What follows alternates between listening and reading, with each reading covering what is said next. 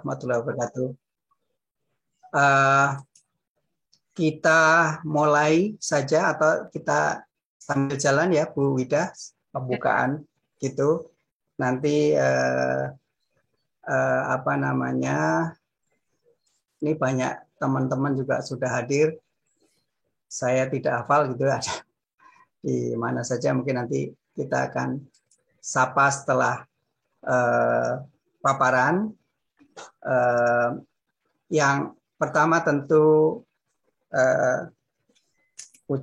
puji syukur kepada Allah Subhanahu wa taala yang telah memberikan kesempatan kita bisa hadir di webinar yang diselenggarakan oleh MRK Majelis Rancang Kota Universitas Gadjah Mada, yang tentu saja juga berbahagia Pak Dr. Irwan Hadinata yang luar biasa beberapa kali memberikan pencerahan terhadap kota Banjarmasin yang menurut kami ini bisa menjadi salah satu share apakah ini menjadi salah satu kota Nusantara gitu yang pasti berbeda secara wujud oleh yang disampaikan Prof. Walu kemarin. Secara spesifik sebenarnya ini adalah mata kuliah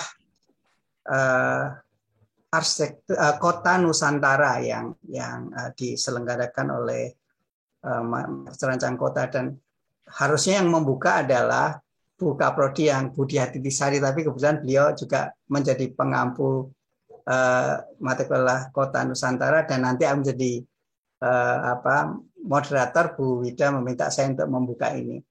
Mungkin dalam gambaran kami di Kota Nusantara ini akan mencoba mencari core konsep gitu ya, core konsep yang bisa dipakai untuk pegangan dimanapun kita menganalisa bentukan-bentukan kawasan atau bentukan-bentukan kota di Nusantara kita gitu, atau lebih jauh di mungkin lebih dari hanya sekedar Indonesia. Nah, dalam rumusan di teman-teman mahasiswa dan kami itu tentatif konsep yang bisa menjadi pegangan awal untuk membaca apakah itu studinya Pak Lalu, Prof. Lalu, studinya Pak Irwan, itu ada 3. Yang pertama adalah definisi mengenai Nusantara itu apa gitu. Nah, kita menemukan ada 1, Nusantara itu pasti yang harus direspon oleh siapapun yang akan merancang, mengembangkan, atau zaman dulu adalah menyebabkan satu bentukan-bentukan kota gitu atau bentukan kawasan, yaitu Nusantara sebagai kepulauan yang memiliki kekayaan berbeda-beda, tapi kepulauannya pun bukan di subtropis seperti Jepang, bukan di negara 4 musim seperti Inggris, tapi di dekat ekuator yang namanya tropis. Sehingga kita bisa melihat bahwa kekayaan alam di Indonesia itu sangat hebat. Ada gunung, pantai pasti karena pulauan, ada berbagai macam pulau yang berbeda-beda yang tinggal, sehingga memunculkan yang kedua, yaitu Nusantara adalah memunculkan keragaman budaya. Nah, sehingga bagaimanapun tidak mungkin tidak harus merespon keragaman budaya ini. Ini yang kedua sebagai satu pegangan, apakah kawasan atau kota yang terbentuk di Nusantara ini atau di Indonesia khususnya karena besar, itu merespon alam, merespon budaya orang yang tinggal di situ, dan juga menjadi bentukan tertentu. Apakah itu di Mataram atau di Lombok itu berbeda dengan yang ada di Banjarmasin dan nantinya ada di Jogja dan sebagainya. Yang terakhir, kehebatan Nusantara dengan kekayaan alam, kehebatan Nusantara dengan keberbedaan budaya atau kebinekaan budaya, ternyata memaksa orang atau menjadikan siapapun itu ingin menguasai. Kalau ever orang Inggris yang ada di Malaysia itu mengatakan Nusantara itu adalah the powerful word, kata yang powerful, karena di dalamnya adalah ada ada keinginan orang untuk menguasai keragaman kekayaan Nusantara tadi. Maka disebut dengan Nusantara tidak pernah lepas dengan geopolitik. Apakah itu penguasaan oleh raja-raja sebelum terjadinya kolonialisasi Portugis, Inggris, Belanda, dan Jepang, atau pada saat Belanda yang paling lama, atau pada waktu Majapahit ya sebelum Belanda, atau sekarang gitu, atau sekarang. Maka jika kalau saya mengatakan geopolitis itu bahkan terjadi perdebatan sekarang antara kita yang ingin menjadikan NKRI harga mati dan orang-orang yang ingin melepas dengan NKRI. Itu adalah karena mereka tahu ada kekayaan di masing-masing pulau, tetapi kalau dia bersatu hanya satu pulau adalah bukan Nusantara lagi. Nah, itu ide besarnya. Tanpa berpanjang lebar, mohon maaf ini sudah banyak yang saya sampaikan untuk mengawali mengapa webinar ini menjadi seri yang mungkin insya Allah menjadi panjang dengan berbagai macam narasumber. Saya sampaikan ke Bu Wida agar bisa memoderatori acara ini. Wassalamualaikum warahmatullahi wabarakatuh. Waalaikumsalam. Terima kasih Pak Ika untuk kata pengantarnya yang kurang lebih menjelaskan mengenai substansi mata kuliah dan juga tujuan dari webinar ini. Langsung saja ini kita teruskan pada acara utamanya. Sampai 1,5 jam ke depan ya kira-kira, jadi mungkin sampai jam 5 kita akan bersama narasumber kita pada sore hari ini, Dr. Irwan Yuda Hadinata, STMSC. Izin membacakan CV-nya ya Pak Irwan. Beliau menyelesaikan pendidikan S1 di bidang arsitektur dari Universitas Lambung Mangkurat pada tahun 2008. Kemudian menyelesaikan pendidikan S2 di bidang urban design atau rancang kota dari Universitas Gadjah Mada pada 2010 dan menyelesaikan pendidikan S3 di bidang arsitektur dari Universitas Gadjah Mada pada tahun 2017. Selain aktif sebagai dosen di program studi arsitektur Universitas Lambung Mangkurat, beliau juga aktif sebagai anggota TAPG Kota Banjarmasin dan juga kolaborator World Bank ya Pak sebagai urban designer. Di sisi lain beliau memiliki banyak pengalaman dalam praksis arsitektur dan urban design, di mana beberapa di antaranya menjadi pemenang kompetisi desain nasional dan internasional, dan beliau juga memiliki banyak pengalaman dalam bidang riset arsitektur dan rancang kota, terutama pada konteks kota Banjarmasin dan pengembangan kawasan tepian sungainya. Materi yang akan beliau sampaikan dalam konteks Kota Nusantara pada sore hari ini yaitu konsep dan pola kota Sungai Rawa Banjarmasin yang merupakan jalan panjang penelitian yang beliau lakukan sebelumnya, yang dimulai sejak menjadi judul penelitian dalam tesis S2 yaitu tipe morfologi kota Banjarmasin, yang kemudian dikembangkan lebih lanjut menjadi topik disertasi S3 yaitu transformasi kota Sungai Rawa Banjarmasin. Dipersilakan Pak Irwan untuk memberikan materinya. Waktunya 45 menit Pak, tapi kalau didiskon juga nggak apa-apa, gitu. Silakan secukupnya. Nanti untuk pertanyaan dari Bapak Ibu bisa dituliskan dalam chat box atau bisa raise hand langsung untuk bertanya pada Pak Irwan secara langsung. Ya, dipersilakan Pak Irwan, waktu dan tempat. Baik, terima kasih Bu Ida. Ini suara saya bisa terdengar jelas? Terdengar, Pak. Ya, baik. Izin share screen dulu. Apakah screen-nya sudah bisa terlihat? Sudah terlihat, Pak. Iya, baik. Bismillahirrahmanirrahim. Assalamualaikum warahmatullahi wabarakatuh. Waalaikumsalam warahmatullahi wabarakatuh. Terima kasih. Sebelumnya saya ucapkan kepada guru-guru saya nih di kampus UGM yang telah memberikan kesempatan mahasiswa ini sampai sekarang jadi mahasiswa nih Pak. Enggak lah. Pak Ika, mahasiswanya Bu Ida, begitu ya. Untuk sharing lah kepada MRAK, terutama juga kepada audiens yang ada. Di sini ada juga Prof Lalu. Terima kasih Pak sudah berhadir juga. Jadi pembukanya luar biasa kemarin. Ini standarnya jadi tinggi Pak. Jadi deg-degan nih saya. Mudah-mudahan bisa bermanfaat juga apa yang saya berikan hari ini. Dan teman-teman yang lain mungkin juga saya lihat ada beberapa yang hadir di dalam webinar series hari ini. Izinkan saya untuk sebenarnya bercerita lebih tepatnya gitu.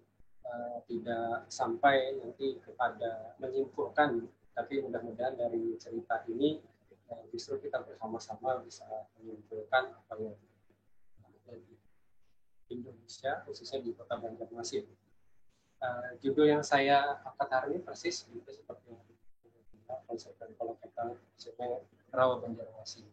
Mungkin sebelumnya saya mengucapkan selamat dulu kepada MRK karena sudah menjadi prodi tersendiri dan sekedar mengingat itu dulu mungkin sudah diceritakan di Lidah alumni MDKP angkatan 21 dan ada di doktoral UGM angkatan 2012.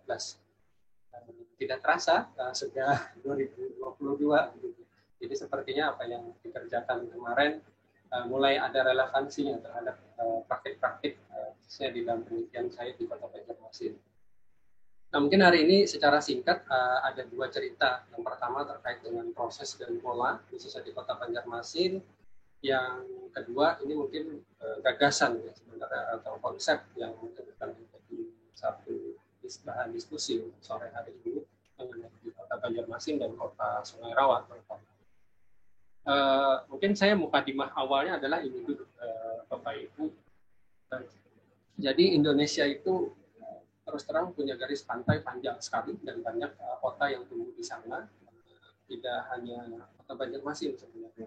Basis kota perairan di Indonesia sendiri kalau kita mau bercerita ada yang berbasis pantai, ada yang berbasis teluk ya kalau mau spesifik, ada yang semenanjung. Kemudian ada juga yang versi sungai besar, sungai kecil gitu ya. Kemudian ada lagi yang saya bahas ini adalah terkait dengan kota tapi dengan kondisi tapak rawa begitu. Nah, kalau kita bicara kota Sungai Rawa sebenarnya juga banyak kalau kita berbicara Indonesia. Tapi kalau di Kalimantan setidaknya ada 4 konstelasi besar begitu. Yang dimana ada di sisi utara itu di daerah Kalimantan Utara, Pontianak dan sekitarnya, di sebagian bawah gitu, di sisi selatan itu sebenarnya bisa terpecah dua atau jadi satu gitu ya, antara Palangkaraya, Banjarmasin, Sanggit dan lain-lain gitu, di sisi selatan. Nah ini memang kalau kita melihat kota-kota yang ada di Kalimantan, khususnya kota yang sudah lama tumbuh, gitu, memang cenderung berada di tepi sungai seperti Pontianak, Samarinda, Banjarmasin, bahkan kota baru di Palangkaraya sendiri. Gitu. Jadi tumbuhnya juga di sungai.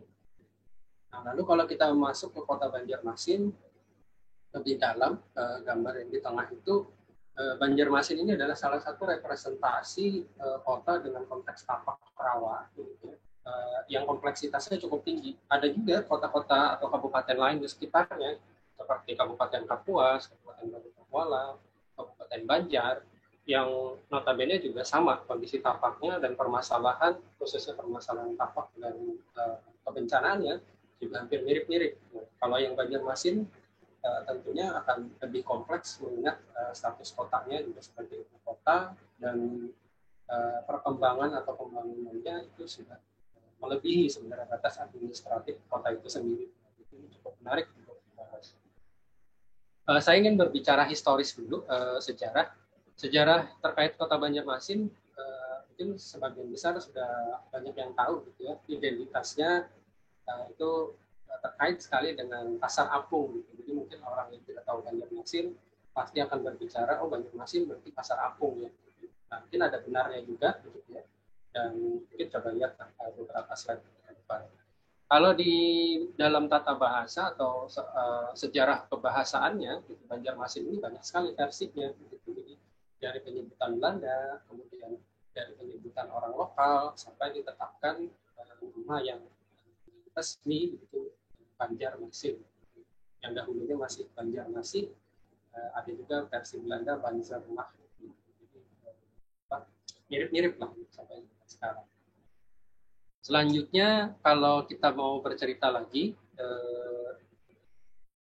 isunya adalah kota seribu sungai, gitu ya, yang ada di kota Banjarmasin ini kaya akan aset budaya. Gitu. Tadi mungkin sempat disinggung bagaimana konteks Nusantara itu berpengaruh di kota Banjarmasin. Ya tentunya pasti akan terkait, mengingat Banjarmasin adalah salah satu hub, begitu, khususnya untuk perdagangan di era zaman kerajaan. Jadi ini satu bagian lah dalam sistem jejaring perdagangan, sehingga kota ini tumbuh bahkan sampai dikuasai oleh Belanda. Nah, jadi aset-aset itu alhamdulillah sampai sekarang masih dikembangkan oleh pemerintah kota di dalam konteks kekinian. Ya, mungkin dahulunya mungkin dibungkus dengan livelihood, sekarang cenderungnya lebih kepada kepariwisataan. Ya, mungkin livelihood yang tidak terlalu tinggi lah kota Banjarmasin dalam konteks mengangkat budaya. Dan itu mungkin juga PR juga untuk kota Banjarmasin. Nah, kalau kita melihat visi misi kota Banjarmasin, terus terang saya tidak ketemu begitu yang 3 periode wali kota ya, yang memimpin kota ini dari awal otonomi sampai tahun 2010. Gitu. Visi misinya saya coba cari, mudah-mudahan nanti dapat. Gitu. Tapi kalau kita berbicara dengan visi misi yang sekarang sampai dengan nanti, sepertinya sudah Banjarmasin sudah menetapkan arahnya untuk mengkonserv sungainya begitu menjadi sebuah aset baik itu ekologis maupun kewisata. Di sini kita punya satu yang tidak pernah tidak pernah hilang begitu dari tahun 2015 sampai tahun 2021-2024 nanti, yaitu kayu baimbai. Kayu baimbai ini adalah istilah lokal yang senada dengan gotong royong. Jadi bekerja tuntas, kemudian bekerjanya bersama-sama, saling gotong royong, saling menghargai satu dengan yang lain. Ini satu tujuan bersama gitu, untuk kota Banjarmasin. Nah ini sejak 2010 visi misinya sudah ada. Gitu. Jadi alhamdulillah kota Banjarmasin itu sudah disupport lah dalam konteks kebijakan, khususnya di dalam penyelamatan kebudayaan yang ada di Banjarmasin. Nah ini Bapak Ibu sekalian sekedar gambaran umum saja. Jadi Banjarmasin itu cukup banyak kelurahannya, sekitar 52, terbagi dari 5 kecamatan. Luas wilayahnya sekitar 98,46 km persegi ya, sekitar 900-an hektaran gitu. Dan ini di sebelah kanan ya ada tulisan 72 sungai di tahun 2010, 102 di 2016. Nah ini sebenarnya tren begitu. Kenapa demikian? Kenapa sungainya jadi nambah? Kan aset alam tidak mungkin nambah gitu ya. Dalam konteks pendataan, alhamdulillahnya sungainya nambah. Khususnya juga sungai-sungai yang direstorasi kembali oleh pemerintah. Akhirnya sungai-sungai yang mati dahulunya itu banyak yang kembali direstorasi dan menjadi catatan sungai baru, dalam artian sungai yang lama mati kemudian dihidupkan kembali. Nah, tren meningkat ini kita bersyukur begitu. Jadi awareness dalam konteks pembangunan di kota itu sudah memperhatikan bahwa sudah ini saya yakin ya sungainya akan lebih banyak begitu. Jadi tidak sekedar 209 sungai yang tercatat pada tahun ini. Semenjak saya penelitian 2010 itu sungainya cuma 72 gitu. Kan kota 1000 sungai di bawah 100 itu kurang oke lah gitu ya. Mudah-mudahan benar-benar tercapai angka 1000 begitu di 209 sungai ini. Yang saya tahu sepertinya masih banyak sungai-sungai kecil yang belum dihidupkan dan itu masih diupayakan.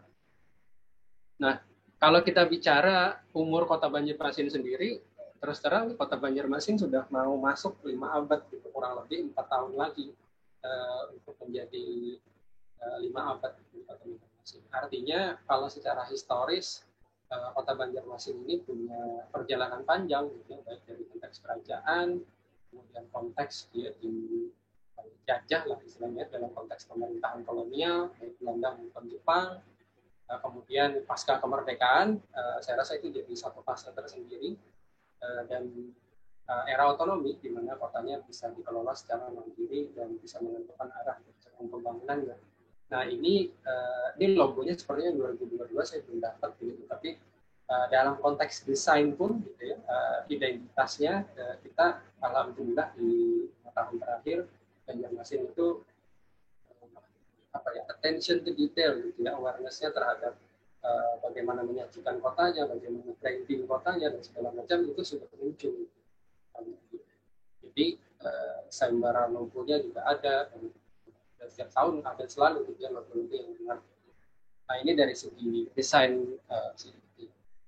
Nah lalu kalau kita bicara sama gitu ya, asetnya salah satunya yang paling menarik adalah jukung tambangan.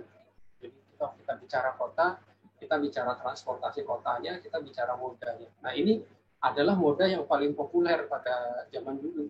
Jukung tambangan ini bentuknya khas, gitu ya, atapnya khas, bahkan istilahnya menjadi satu identitas tersendiri juga, dan setahu saya sudah mulai dikembalikan walaupun tidak persis seperti bentuk aslinya.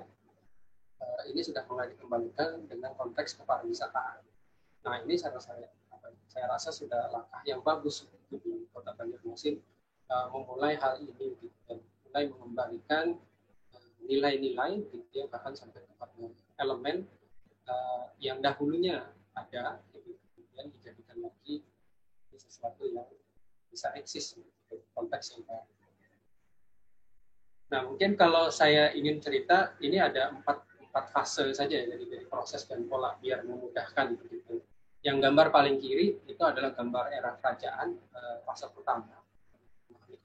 Kemudian yang kedua, sebelah kiri itu era kolonial.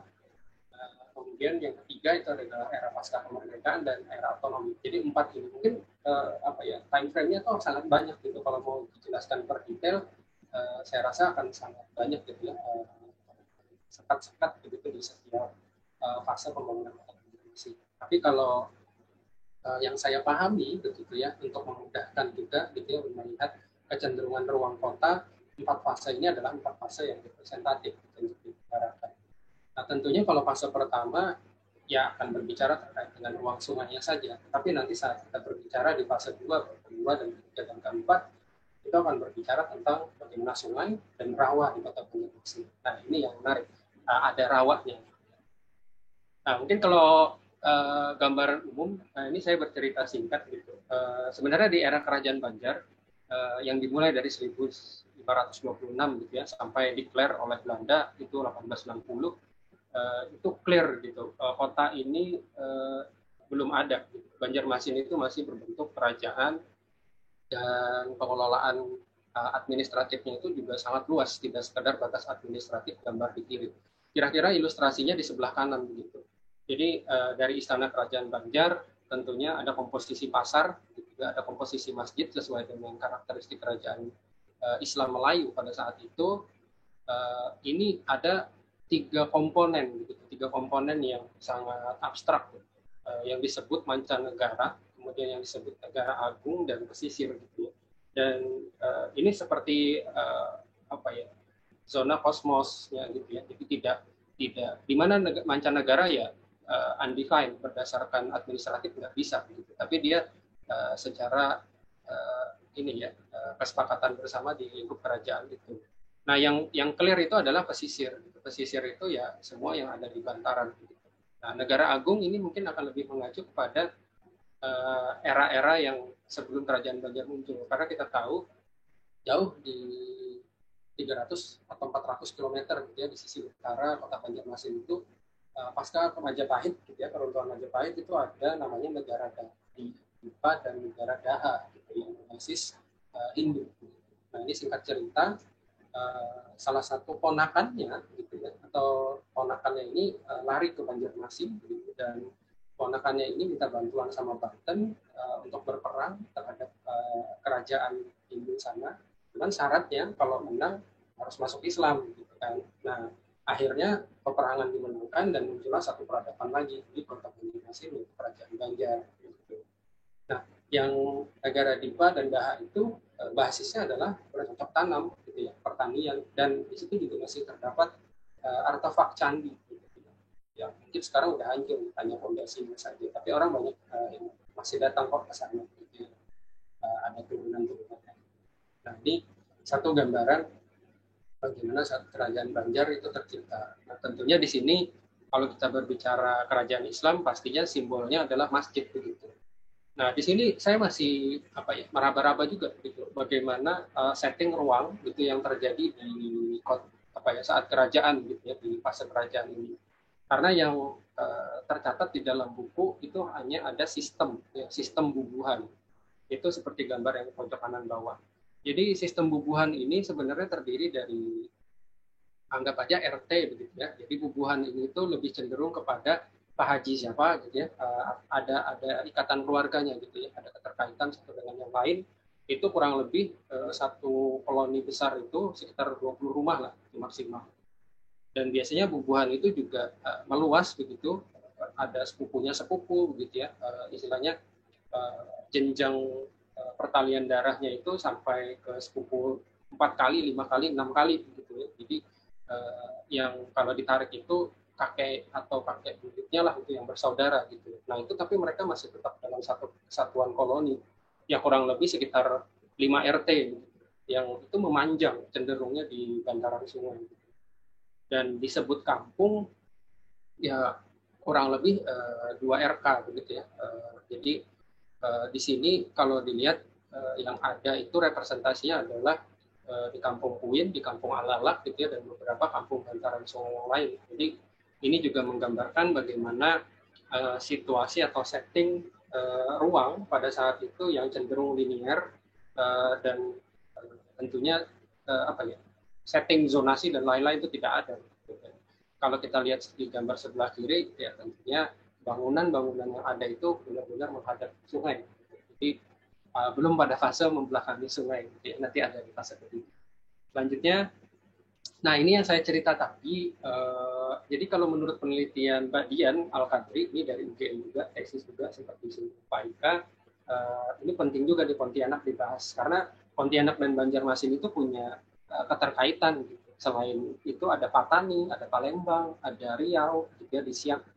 Kemudian ada Kuala Terengganu gitu di Malaysia, di Kuantan gitu di Malaysia, itu komposisinya hampir mirip begitu, di mana kota kerajaan Islam itu yang memiliki basis perdagangan, mereka memiliki komposisi minimal begitu ya, ada pasarnya yang terkait dengan sungai, ada masjidnya, kemudian ada istananya atau keraton.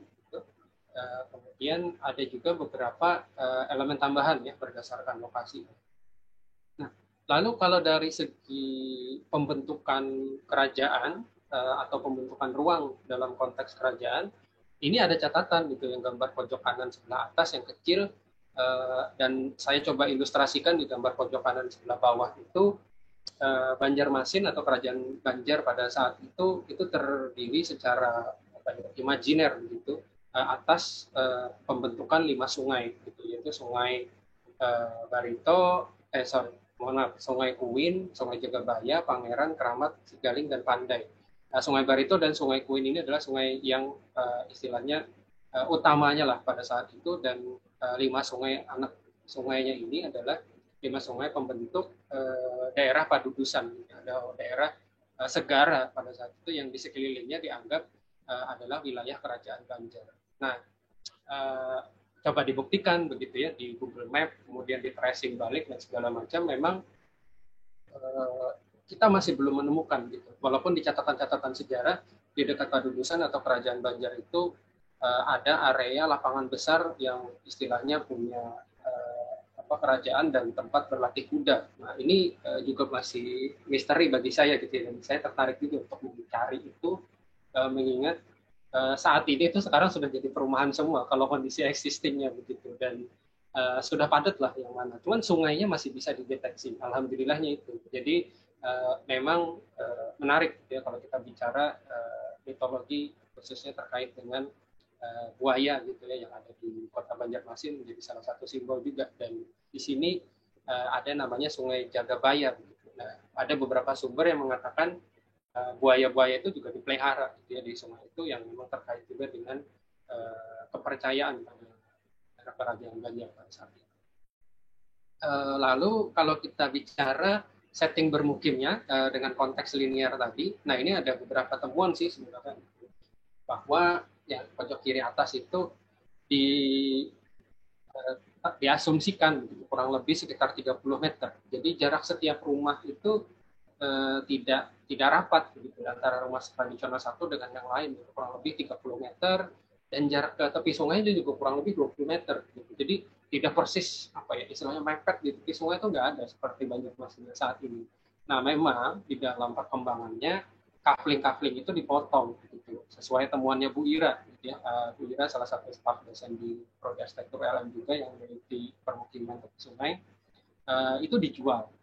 Kemudian akhirnya terjadilah pembangunan baru baik di depan maupun di belakang rumah tradisional. Yang saat ini kalau kita lihat ke Banjarmasin, untuk mendeteksi rumah tradisional itu nggak bisa langsung dari kasat mata, gitu ya, harus melihat ke belakang sedikit karena biasanya tertutup satu layer atau dua layer rumah gitu, dari tepi jalan. Nah kemudian kalau setting jaringan ini ada 3 tipe. Setahu saya ini sama dengan setting bubuhan ya, relevan dengan yang tadi. Jadi untuk jalan-jalan yang ada di Kota Banjarmasin khususnya di kawasan lama itu ada cerita tersendiri juga gitu. Jadi setiap gangnya itu ya nama gang Pak Haji siapa gitu ya. Haji ini seperti Haji Pasi, Haji Kasim, Haji Yasin. Itu jalan-jalan itu tuh memang tanah yang ada di dalam lingkup rumah tradisional gitu. Kemudian ada titian itu semacam jalan kayu begitu ya yang menuju ke lokasi rumah karena rawan situasi tapaknya. Nah, titian ini kemudian berubah menjadi jalan begitu, dan itu dinamakan gang. Nah, ini sampai sekarang alhamdulillah ada gitu, dan deteksinya masih bisa lah gitu ya dilakukan. Nah, lalu gambar yang di bawah memang ada beberapa istilah yang menarik gitu, ya, terkait dengan bentuk dan pola permukim di Kota Banjarmasin selain rumah tradisional tadi. Ada titian, kemudian ada batang itu semacam dermaga begitu. Ada tumpakan sama kurang lebih seperti itu, dermaga juga tapi kecil, dan itu biasanya ditaruh di belakang rumah dan sifatnya private begitu. Ada lanting, jadi rumah apung gitu. Kemudian ada tanggul itu topi khasnya. Saya rasa Pak Ika udah pernah beli itu di saat Banjarmasin, dan original langsung dibeli dari pembeli. Nah, kalau kita bicara attachment to place gitu ya, istilahnya keterkaitan masyarakat terhadap sungai dari dulu hingga sekarang sepertinya masih meningkat gitu, dan walaupun beberapa masyarakat itu sudah berpindah ke darat atau dalam tanda kutip itu adalah lingkup rawa gitu, mereka akan selalu istilahnya melihat gitu, aktivitas tepi sungai. Ya mungkin seperti Ramadan saat ini, ngabuburit dan segala macam. Karena sungainya banyak ya, sungai pasti terlewati. Dan di daerah tepi sungai biasanya banyak aktivitas yang menarik. Jadi tidak sekedar melihat mal atau melihat aktivitas yang di darat yang terjadi saat ini di Banjarmasin. Aktivitas ini menjadi daya tarik tersendiri juga bagi masyarakat, baik yang tinggal di tepi sungai maupun yang sudah tidak tinggal di tepi sungai lagi. Jadi ya satu kebiasaan lah gitu ya. Misalnya anak-anak bermain dan ada istilahnya mandi, dan aktivitas ini memang cenderung pada pagi dan sore hari. Kalau siang, mungkin sebenarnya informasi siang itu kalau Banjarmasin panas banget. Jadi mataharinya ada 2, jadi nggak tahu kira-kira aktivitasnya memang tidak outdoor gitu kalau di siang hari. Tapi kalau sore hari ya kurang lebih seperti ini kan. Kalau kita melihat pada istilahnya pada zaman dulu kompleksitasnya juga lebih banyak gitu kalau di gambar yang sebelah kiri.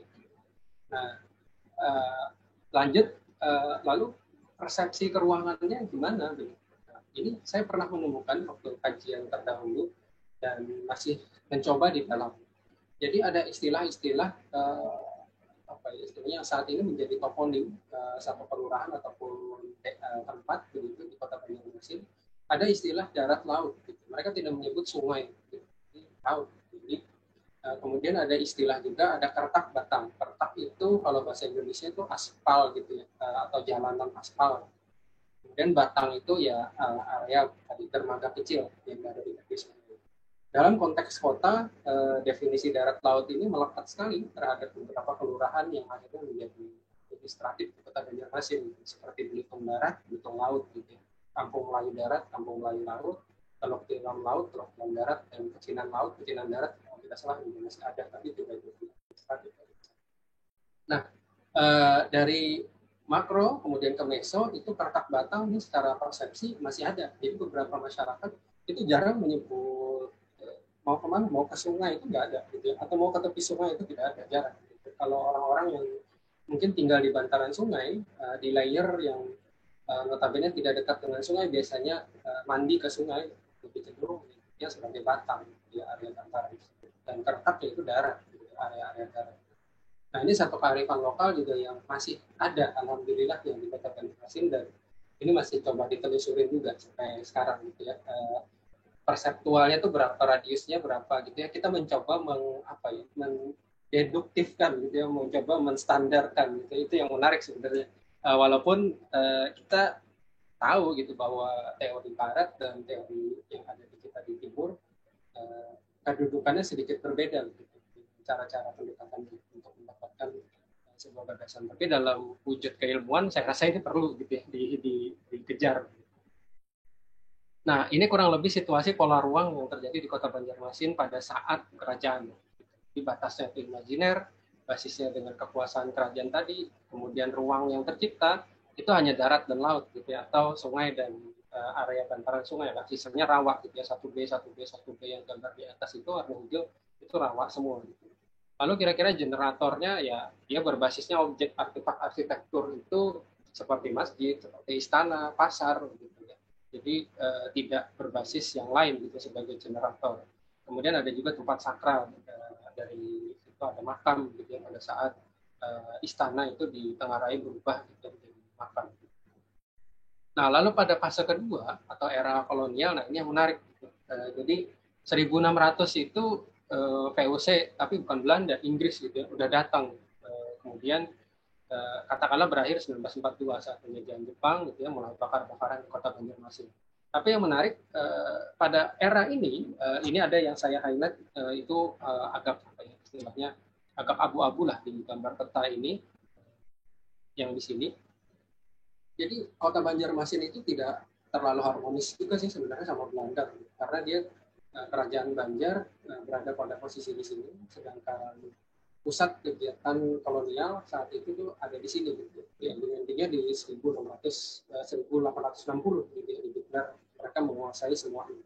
Nah, tapi pada awal-awalnya Pulau Tatas ini itu diberikan gitu, sebagai bentuk kerjasama perdagangan yang kalau diceritakan panjang lah, tapi pada intinya perebutan pala, lalu terjadi perpecahan di dalam internal seperti biasa ya, PBR Impera, dan akhirnya begitu dikuasailah kerajaan ini.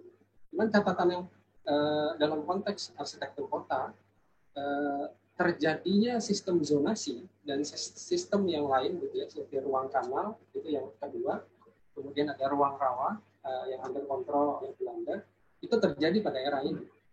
Jadi seperti biasa kalau VOC selalu membawa kelompok kerabat pedagangnya begitu. Jadi di sekitar wilayah Tatas ini, di sekitar wilayah 3 ini itu selalu dibawa gitu ya, beberapa pedagang yang akhirnya menjadi kampung Bugis, kampung Arab, kampung Jawa, kampung Cina.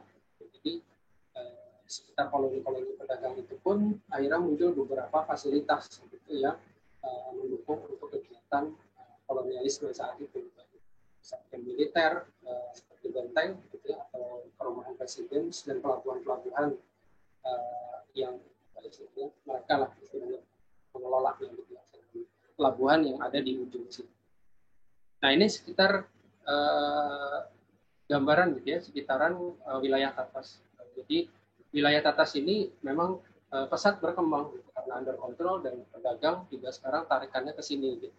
Nah, singkat cerita, ini adalah wilayah Sudi Mampir, ini adalah jembatan Koen, itu saat itu jenderalnya John Koen. Jadi pada tahun 1942, 42 dibakar, 43 itu jadi Yamato Bridge, gitu. Jadi punya Jepang dan akhirnya tidak ringkap lagi. Sekarang akhirnya dijadikan namanya Jembatan Dewi. Nah, kalau kita lihat sebelah kanan, ini adalah pola ruang atau ruang kanal yang tercipta di Kota Banjarmasin. Ruang kanal yang dimaksud ini adalah kanal beserta permukiman yang di tepi. Jadi ini adalah tipologi baru pada saat itu. Banjarmasin dengan konteks kearifan lokal khususnya dari Kerajaan Banjar itu tidak ada gitu. Cara-cara membangun dengan model jalan di tengah, gitu ya, kiri kanan kanal, gitu ya, tanahnya ditarik dan sebagainya. Nah, dengan pola ini akhirnya sebenarnya gitu ya, kalau kita berbicara pola ini, Banjarmasin itu punya satu kearifan yang namanya juga antasan. Cuman tidak powerful yang bisa sistem air dan jaringan jalan darat dengan pengobatan aspal. Gitu. Di antasan itu masih ada permukiman-permukiman yang ada di tepi sungai dan tidak banyak sekali jembatan-jembatan yang seperti ini. Nah, ini kira-kira gambaran ruang pada era kolonial. Nah, ini yang saya jelaskan sebelumnya tadi. Jadi ceritanya memang beberapa kampung itu dikumpulkan gitu, di sekitaran Benteng Tatas. Nah, ini Benteng Tatas ditengarai tahun 17 gitu ya, 1700-an sampai 1942 itu dibangun. Ada dua versi memang, versi kayu dan versi beton. Cuman yang menarik di sini adalah sistem jaringannya itu sudah dibuat oleh Belanda beserta sistem jaringan sungai ya, sistem jaringan kanal, sungai, kemudian ada sodetan lah istilahnya. Itu juga berdampak kepada perpindahan pusat ekonomi yang ada di Banjarmasin. Artinya, dengan sendirinya, kampung Kuin atau wilayah Kuin yang adalah wilayah Kerajaan Banjar, itu bergeser ke wilayah Tatas atau sekitar Tatas, yaitu di daerah Kampung Jawa, yang saat ini dijadikan Pasar Sudi Mampir. Nah, kenapa demikian? Karena dari awal atau dari muara itu, yang gambar pertama, semua teks gitu ya, atau pajak atau bandar itu, Syah Bandar itu berada di wilayah Kerajaan Banjar. Tapi seiring dengan waktu, kemudian ada penguasaan, terjadilah pergeseran pusat pasar. Dan kita tahu kalau pasar ini kan sebenarnya adalah sentral gitu ya dari sebuah kegiatan perkotaan. Dari pasar lama di tahun 1900 dan 1920 itu resmi di pasar baru namanya yang sekarang jadi Pasar Sudi Mampir di wilayah yang nomor 1 gambar sebelah kiri ini.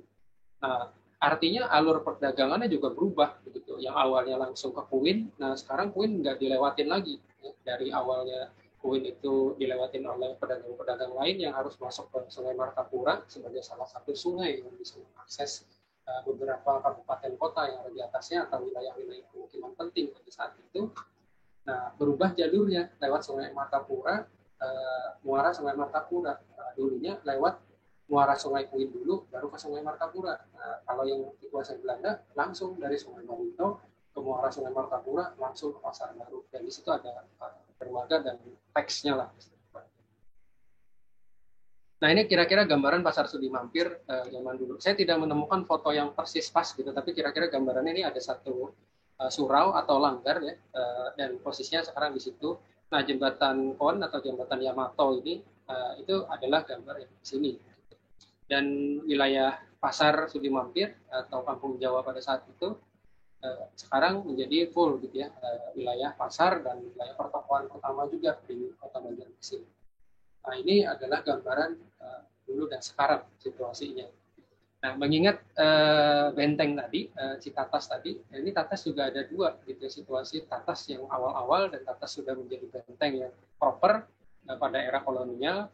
Nah, setelah itu, setelah 1970-an kalau tidak salah, akhirnya benteng ini asetnya dihilangkan. Gitu. Walaupun memang pada penguasaan TNI pasca kemerdekaan, benteng itu habis terbakar karena beberapa materialnya adalah kayu. Nah, masjid ini adalah titik di mana benteng ini berada. Jadi ada perubahan gitu yang menjadi center point of the cities gitu. Jadi dahulunya benteng, sekarang kembali lagi menjadi masjid. Artinya nostalgia atau kebanggaan masyarakat terhadap masjid pada era Kerajaan Banjar itu muncul kembali gitu, pada pasca kemerdekaan. Nah, ini kurang lebih situasi yang terjadi pola ruang di era era kolonial ya. Jadi batasnya itu udah batas administratif gitu ya, ala Belanda gitu. Kalau tidak salah ada izin kayak wilayah yang di under control gitu, nuisance ordinance gitu. Dan sistem zonasinya ya berdasarkan ya mungkin sekarang udah nggak ada ya, istilah HO itu diadopsi dari nuisance permits gitu. Jadi dalam konteks lokalnya Banjarmasin juga diterapkan oleh pemerintah kolonial pada saat itu. Nah, ruangnya kurang lebih sama darat laut karena masyarakatnya masyarakat Kota Banjarmasin, tapi ada ini ya, ada konteks baru begitu, ruang kanal di sana.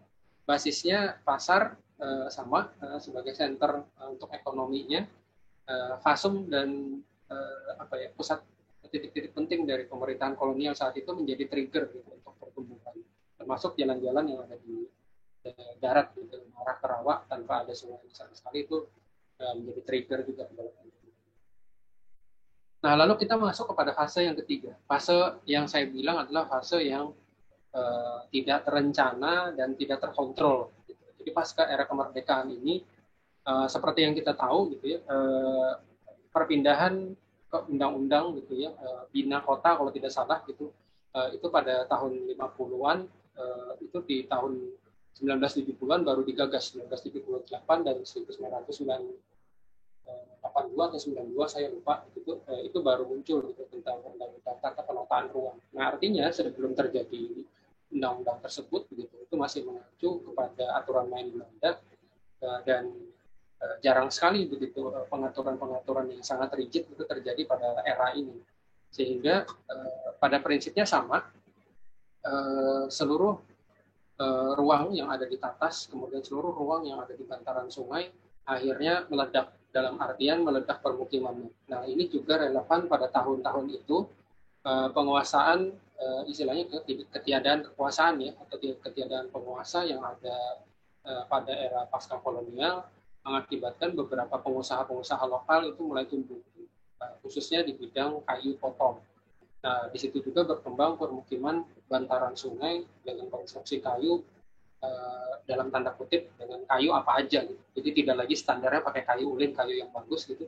Ya terserah mau kayu apa aja, yang penting bermukim. Nah, permasalahannya setting ruang yang ala tradisional adalah permukiman tradisional, kemudian dia membangun rumah-rumah di belakangnya yang notabene ke arah darat. Nah, sekarang ini adalah orang-orang yang tinggal di bantaran sungai juga membangun rumah-rumah yang baru di belakangnya yang notabene mengarah ke bantaran. Nah, ini yang menyebabkan salah satunya beberapa layer yang terjadi di bantaran tepi sungai di Kota Banjarmasin, khususnya di sungai-sungai besar itu sampai 12 layer permukiman di atas sungai ya, di atas bantaran. Kemudian yang di permukiman di sungai-sungai sedang ataupun sungai kecil itu 1 sampai 5 lah gitu ya, tergantung lebar sungai. Nah, ini yang kita lihat dari situasi Benteng Tatas tadi, akhirnya berubah menjadi Asrama Tatas dikuasai oleh TNI pada saat itu. Kemudian berubah lagi menjadi Masjid Sabilul Muhtadin.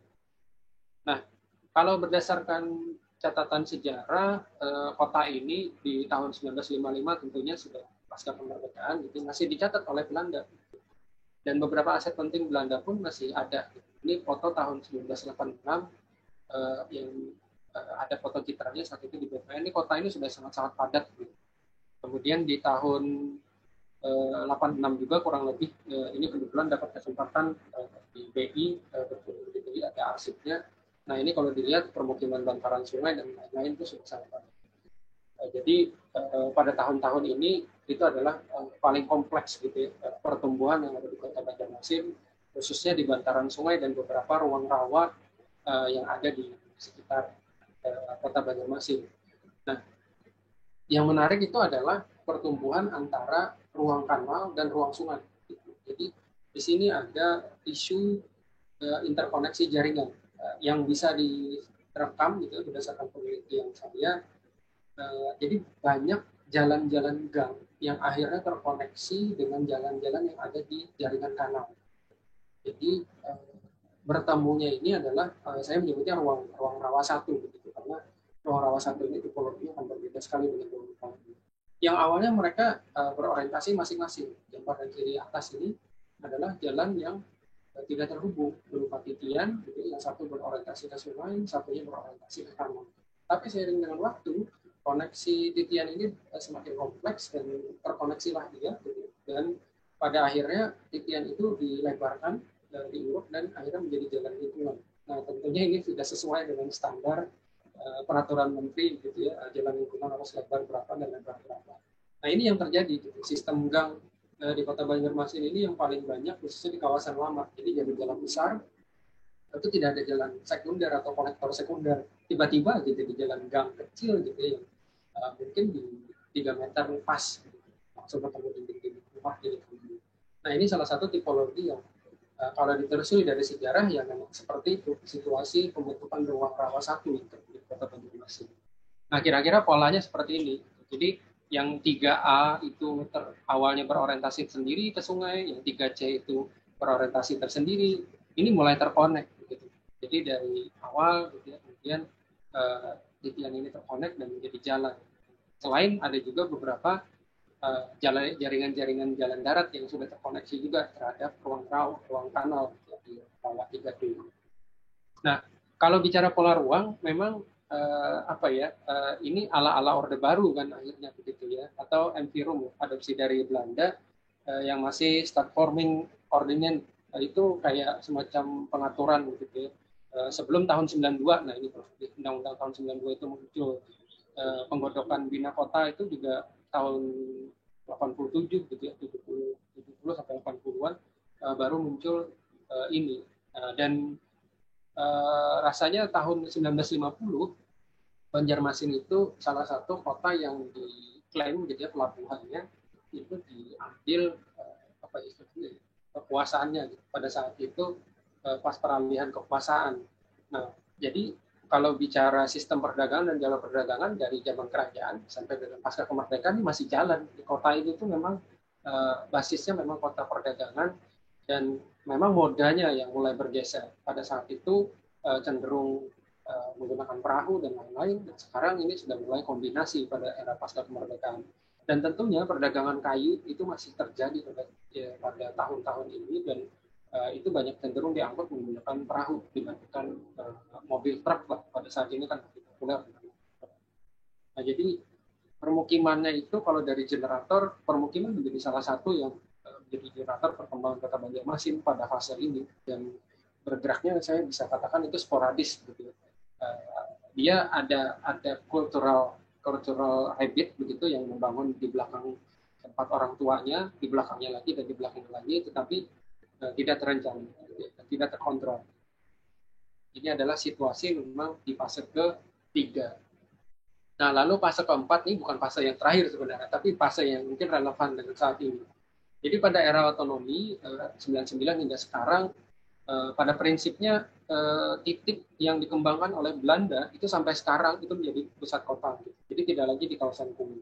Kawasan Kuin atau kawasan wilayah kerajaan Banjar pada zaman dulu itu menjadi kawasan yang kawasan kota lama, kota tua yang akhirnya ditinggalkan dan sekarang alhamdulillah aset-asetnya banyak lagi dikembalikan dan mulai dibangun beberapa dermaga yang bagus dan jembatan-jembatan yang tinggi gitu, kapal-kapal besar bisa lewat. Nah pada saat fase ini Banjarmasin kedapatan tipologi baru. Jadi Banjarmasin itu jarang sekali memiliki area ruang terbuka tepi sungai yang memanjang atau sepanjang mata memandang seperti yang saat ini. Jadi promenade itu baru masuk ya pada era otonomi ini gitu. Jadi dia satu tipologi ruang baru yang ada di Kota Banjarmasin. Jadi yang nomor 8 atau di bantaran sungai saat ini gencar sekali pemerintah kota khususnya di pusat kota ya yang terlihat di jalan-jalan protokol itu dilakukan beautifikasi kemudian dibuat bantaran sungai menjadi ruang publik. Nah, transformasi ini menjadi relevan begitu terhadap teori-teori barat gitu seperti bukunya Tore Alzo, buku Waterfront begitu ya. Kemudian ada lagi terkait dengan Brand and Rigby gitu tentang Waterfront era urban renewal. Nah, ini baru masuk teori itu terhadap situasi Kota Banjarmasin saat ini yang dimana tipologi awalnya permukiman menjadi ruang terbuka publik memanjang sepanjang sungai. Nah, tentunya realitasnya tidak sesederhana yang mungkin apa yang ada di buku, gitu. Karena kehidupan sungai saat ini itu tidak sekedar sungai, gitu. Ada ruang darat yang akhirnya mulai mendominasi, gitu, khususnya permukiman dan infrastruktur yang ada di Kota Banjarmasin. Dan kalau kita lihat juga ada pergeseran secara makro, gitu ya, zona interface-nya. Ini memang kalau kita lihat situasi perdagangan di Kuin Lok Baintan di Kabupaten Banjar, bukan di Kota Banjarmasin yang gambar sebelah kiri. Nah, yang sebelah kanan ini tipologi baru juga. Gitu. Dahulu memang tidak ada interaksi interface dalam konteks batang ini gitu. Yang ada perahu dengan perahu gitu ya. Jadi kita belinya dari perahu ke perahu. Nah, sekarang ada lagi tipologi baru yang membuat budaya sungai kembali hidup gitu ya, sesuai zaman. Nah, ini pola baru yang terjadi saat ini gitu ya. Dari ini diambil dari Discover akun Instagramnya, dan pedagang-pedagang akhirnya mampir. Nah, apakah ini istilahnya bentuk pelestarian budaya? Ini saya rasa iya gitu ya. Walaupun esensi bertukarnya juga berbeda. Dahulu kan esensi bertukarnya itu ada yang sistem barter, kemudian ada juga yang ngambil kuenya, walaupun sampai sekarang sih masih ada, gitu. Cuman tidak dominan lah. Gitu. Dulu ngambil kuenya itu pakai tusuk, gitu. Dan tusuk itu menjadi wajib di setiap perahu itu dimiliki, gitu. Baik itu pembeli ataupun penjual, gitu, atau yang mengantarkan gitu, untuk mengambil makanan di perahu sebelahnya. Nah, sekarang ini jadi satu pola baru, bisa langsung jabat tangan lagi gitu ya. Kadang-kadang saya bilangnya acil-acil gitu ya, ibu-ibu penjual ini itu pandai sekali berpantun gitu, untuk menarik perhatian para pembelinya. Nah, lalu kembali lagi ke sini gitu. Kalau dari histori kebijakan sampai dengan saat ini, baik tren pembangunan yang ada di bantaran sungai itu sebenarnya sih lebih kepada optimalisasi aset alam. Jadi lebih bagaimana yang dulunya vital menjadi kembali bagus lagi. Gitu. Jadi di Kota Banjarmasin ini ada ekologi versus ekonomi, saya bilang. Bagaimana ekonomi itu sejalan dengan pelestarian di Kota Banjarmasin, sepertinya itu menjadi rumus yang tepat lah untuk saat ini untuk menyelamatkan lingkungan. Karena kita tahu ekoli di Banjarmasin itu ambangnya lebih jauh gitu ya, dari normal gitu. Jadi air-air di Kota Banjarmasin, bisa di sungai, bakterinya itu banyak ekoli, dan itu dalam tanda kutip tercemar berat. Gitu. Jadi susah mengatakan kalau tercemar sedang atau ringan. Gitu. Memang itu salah satu tantangan gitu ya, pengelolaan air di kota, dan sampai sekarang itu masih ditunggu gitu, master plan air di Kota Banjarmasin yang notabene kota 1000 sungai. Nah, ini yang saya coba teliti tahun kemarin, tapi masih berjalan begitu. Jadi ada realitas rawa Kota Banjarmasin. Jadi seperti yang kita tahu, kota ini kan memang sudah apa istilahnya, sudah powerful lah kita bicaranya tentang sungai gitu. Habis itu ada pemangku sungai, ada undang-undang tentang sungai, kemudian ada perda tentang sungai, kemudian ada Pokja gitu, khusus menangani tentang sungai, kolaboratornya cukup banyak. Tetapi ada hal yang dilupakan. Setiap tahun ruang rawa di Kota Banjarmasin, khususnya ruang rawa terbuka, itu berkurang. Dari tahun 2001, kalau kita lihat RT-RW-nya sampai 2021 ini, ini mengacu kepada RT-RW tahun 2019, itu ruang rawa di Kota Banjarmasin, khususnya ruang rawa terbuka, itu tinggal 18%. Dan isunya yang di sisi utara itu akan dibuka sebagai permukiman, artinya separuh dari ini, begitu. Karena tertinggal separuh di atas, separuh di bawah, begitu. Sekitar ya 9% di atas, 9% di bawah lah. Artinya ya kurang lebih jadi 9% saja. Nah, ini yang dikhawatirkan karena budaya sungai itu adalah budaya warisan sejarah gitu. Kemudian budaya rawa ini adalah budaya bagian mengkotanya Banjarmasin. Nah, ini yang belum dipikirkan. Karena air tidak bisa ke sana kemari gitu. Karena dengan adanya pemurukan yang tidak ditata dan lain-lain. Nah, ini menjadi satu isu pembangunan yang ada di Kota Banjarmasin ke depan, bagaimana pengelolaan air dan rawa yang ada di Kota Banjarmasin ini menjadi tepat. Nah, ini gambaran pola ruang keempat yang ada di Kota Banjarmasin. Nah, hijaunya sudah hilang. Tadi kan ada hijau, masih gambar rawa-rawa gitu.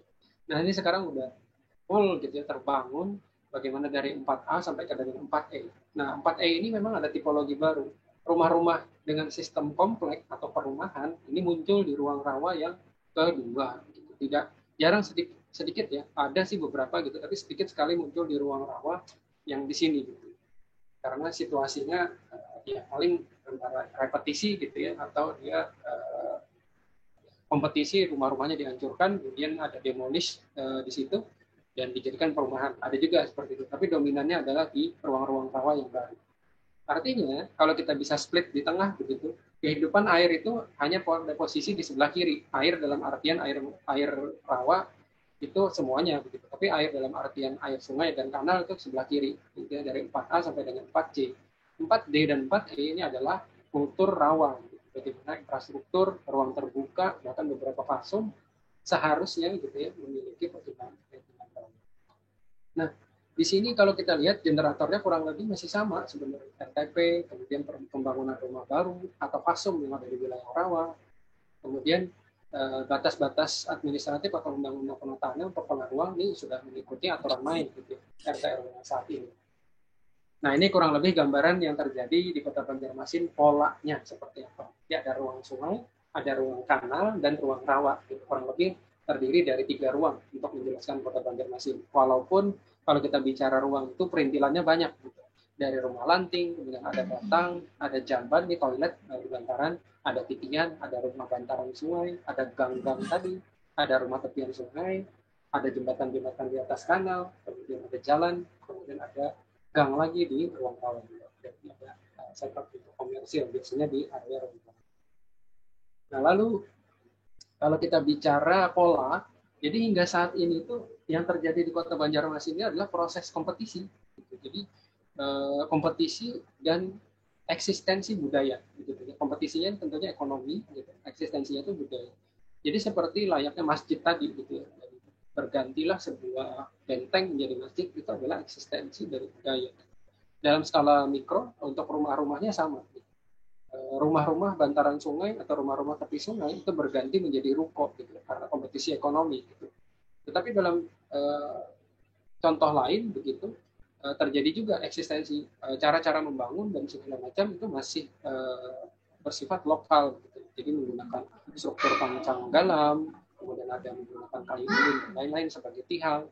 Nah, itu akan selalu berputar gitu ya, sampai terjadi perubahan atau saya bilangnya wave lah gitu ya. Jadi kita tahu industri teknologi sekarang bisa jadi akan berpengaruh terhadap kota gitu ya, virtual bisa jadi akan mengubah budaya dan ekonomi. Nah, itu akan terjadi gitu ya, perputaran baru di Kota Banjarmasin.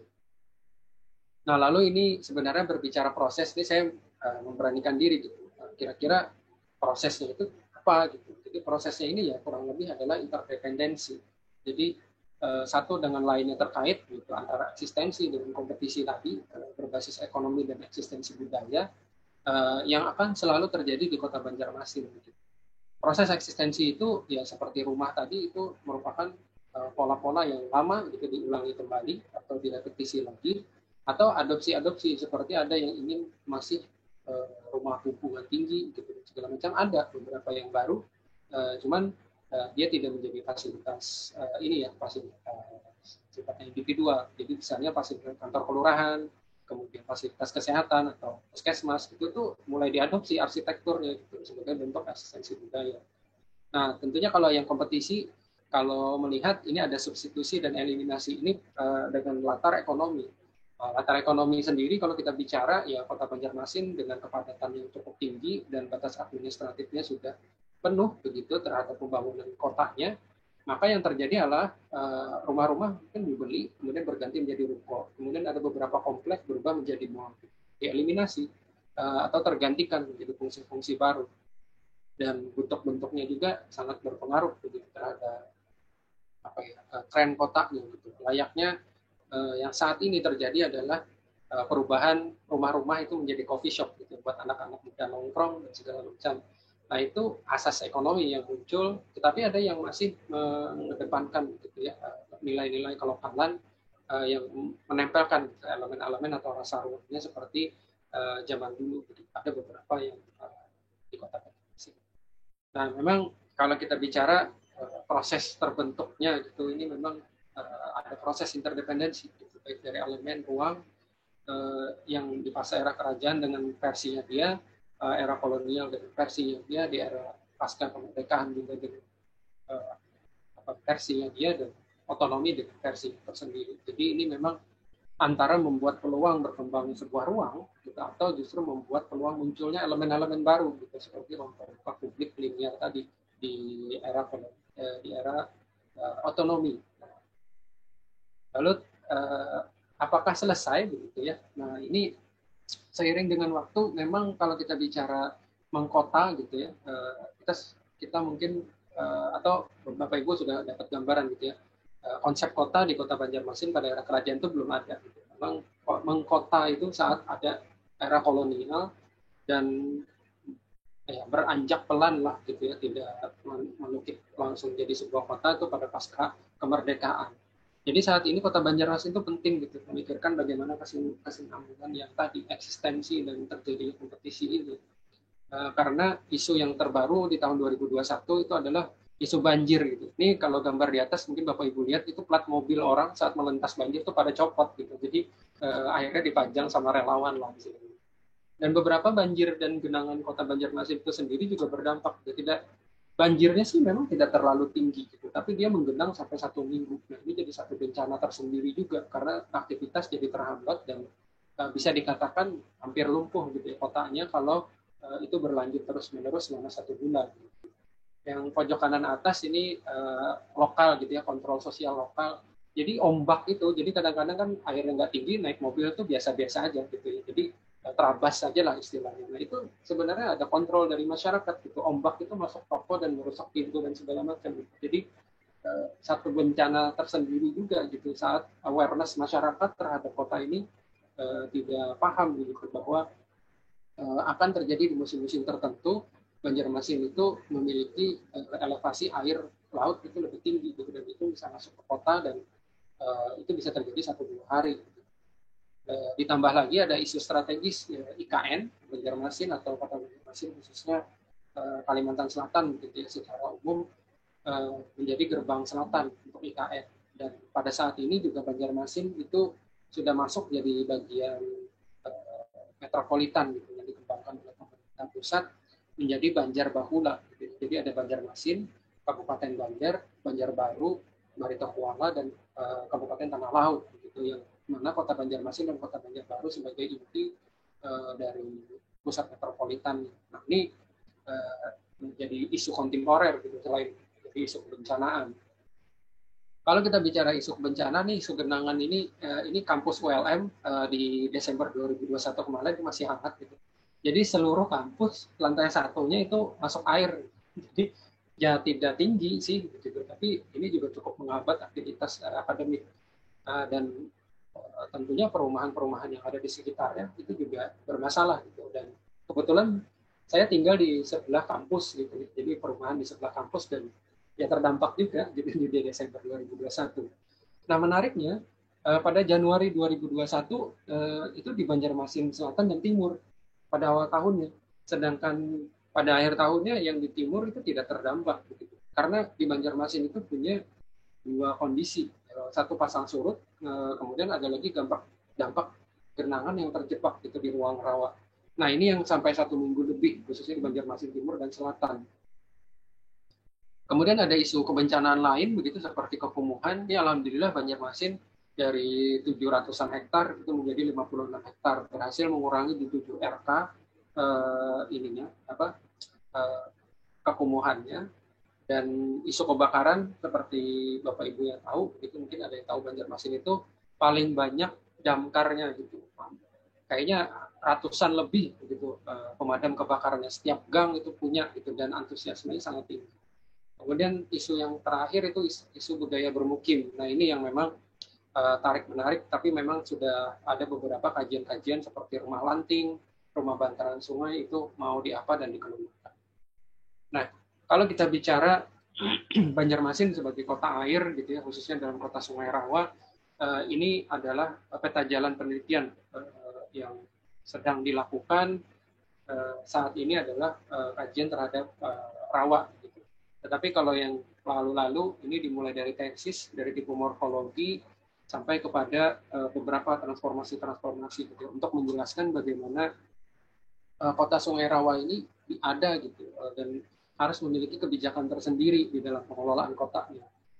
Ini cobalah dikembangkan, dan banyak sekali rumah lanting pernah kita kaji di tahun 2018-19, alhamdulillah 2020 ada pembangunan prototipe, kemudian ada juga kontribusi kepada kumuh, kemudian ada lagi kontribusi kepada kebijakan sempadan sungai, kemudian ada juga riset kajian terhadap kanal, kemudian antisipasi terhadap genangan kota. Di tahun kemarin Kemudian ada lagi ruko tepi kanal itu harus seperti apa, karena parkir ya yang menjadi isu utama akhirnya menutup ruang kanal dan ruang kanalnya hilang, akhirnya terjadi genangan gitu.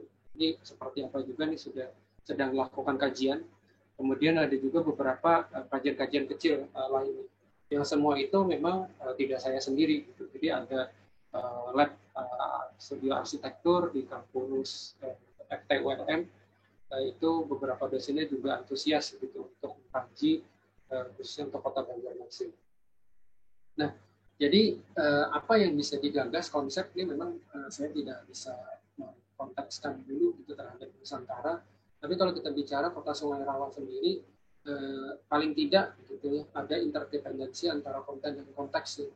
Yang proses dan faktornya itu juga satu hal yang terjalin untuk keempat ini, dan itu juga berbicara terkait dengan bagaimana ruang, bagaimana elemen, bagaimana proses eksistensi dan kompetisi tadi, itu bagaimana lingkungan buatan ala Belanda dan lingkungan alam existing yang ada, dan faktor ekonomi baik fisik maupun non fisik itu mempengaruhi untuk Kota Rawa ini. Nah, memang dalam beberapa tahun terakhir pasca lulus gitu, saya tidak terburu-buru sebenarnya mengklaim Mars City atau Mars teori itu di dalam sebuah satu konstruksi teori yang rigid dan harus diterbitkan dalam beberapa jurnal. Tapi ini pelan-pelan lah gitu. Bagaimana ada penelitian, pengabdian kepada masyarakat dan pengajaran yang ada di kampus itu juga dikolaborasikan dengan beberapa komunitas, instansi pemerintah juga gitu. Dan proses ini masih terjadi gitu. Sampai sekarang.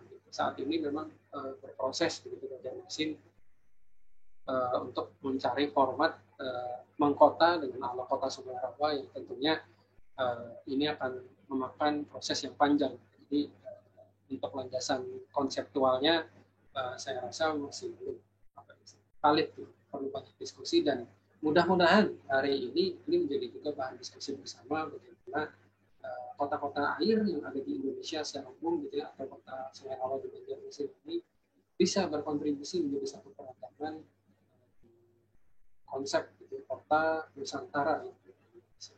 Baik, mungkin demikian yang bisa saya sampaikan. Mohon maaf bila mana ada kata-kata salah. Terima kasih sekali kepada MRK UGM atas kesempatannya. Saya tutup. Assalamualaikum warahmatullahi wabarakatuh. Waalaikumsalam warahmatullahi wabarakatuh. Terima kasih sekali Pak Irwan, paparannya sangat menarik. Dari dulu mesti Pak Irwan ini paparannya selalu atraktif ya, dengan gaya grafisnya begitu. Tadi sudah disampaikan bahwa ada satu gambaran bahwa ada interdependensi ya, ruang dan elemen ini mampu memberikan satu semacam signifikansi ruang dan bentuk gitu yang pada eranya masing-masing ini bisa merefleksikan satu keterikatan dengan sungai begitu. Ya, baiklah, ini sudah ada beberapa pertanyaan Pak Irwan, saya coba bacakan ya. Ya, yang pertama ini dari Anggun Nur Apipah. Mbak Anggun ini dari Magister Rancakota. Izin bertanya, kenapa permukiman bantaran sungai banyak menghadap ke arah utara pada masa kini? Apakah ada alasan khusus? Kemudian sekalian ya Pak Irwan, dari Mas Yogi, izin bertanya, dari paparan yang telah dijelaskan bahwa Kota Banjarmasin berkembang berdasarkan aksesibilitas yang berkembang melalui jalur transportasi air, apakah embrio kota air ini dapat diadopsi karena moda transportasi yang berkembang? Kemudian pertanyaan berikutnya adalah, adakah unsur filosofi terhadap unsur alam dan budaya, mengingat bahwa alam masyarakat di Pulau Kalimantan masih erat kaitannya dengan budaya? Mungkin dua itu dulu Pak Irwan. Monggo responnya. Oke, baik Bu Ida, terima kasih. Ini untuk penanya pertama, apakah ini ya permukiman bantaran sungai banyak menghadap ke arah utara. Nah ini saya kurang paham ya, maksudnya ini akan relatif gitu, tergantung sungainya ngadepnya kemana.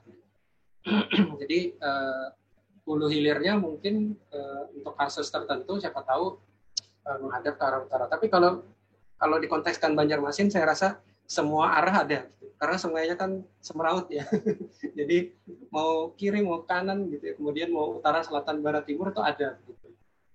Cuman yang bisa saya pahami sebenarnya permukiman bantaran sungai itu sebenarnya berkembang atau layernya itu bertambah banyak karena ada kesempatan khususnya di zona sedimentasi. Jadi setiap sungai itu akan punya dua pola, gitu, pola gerusan dan pola sedimen.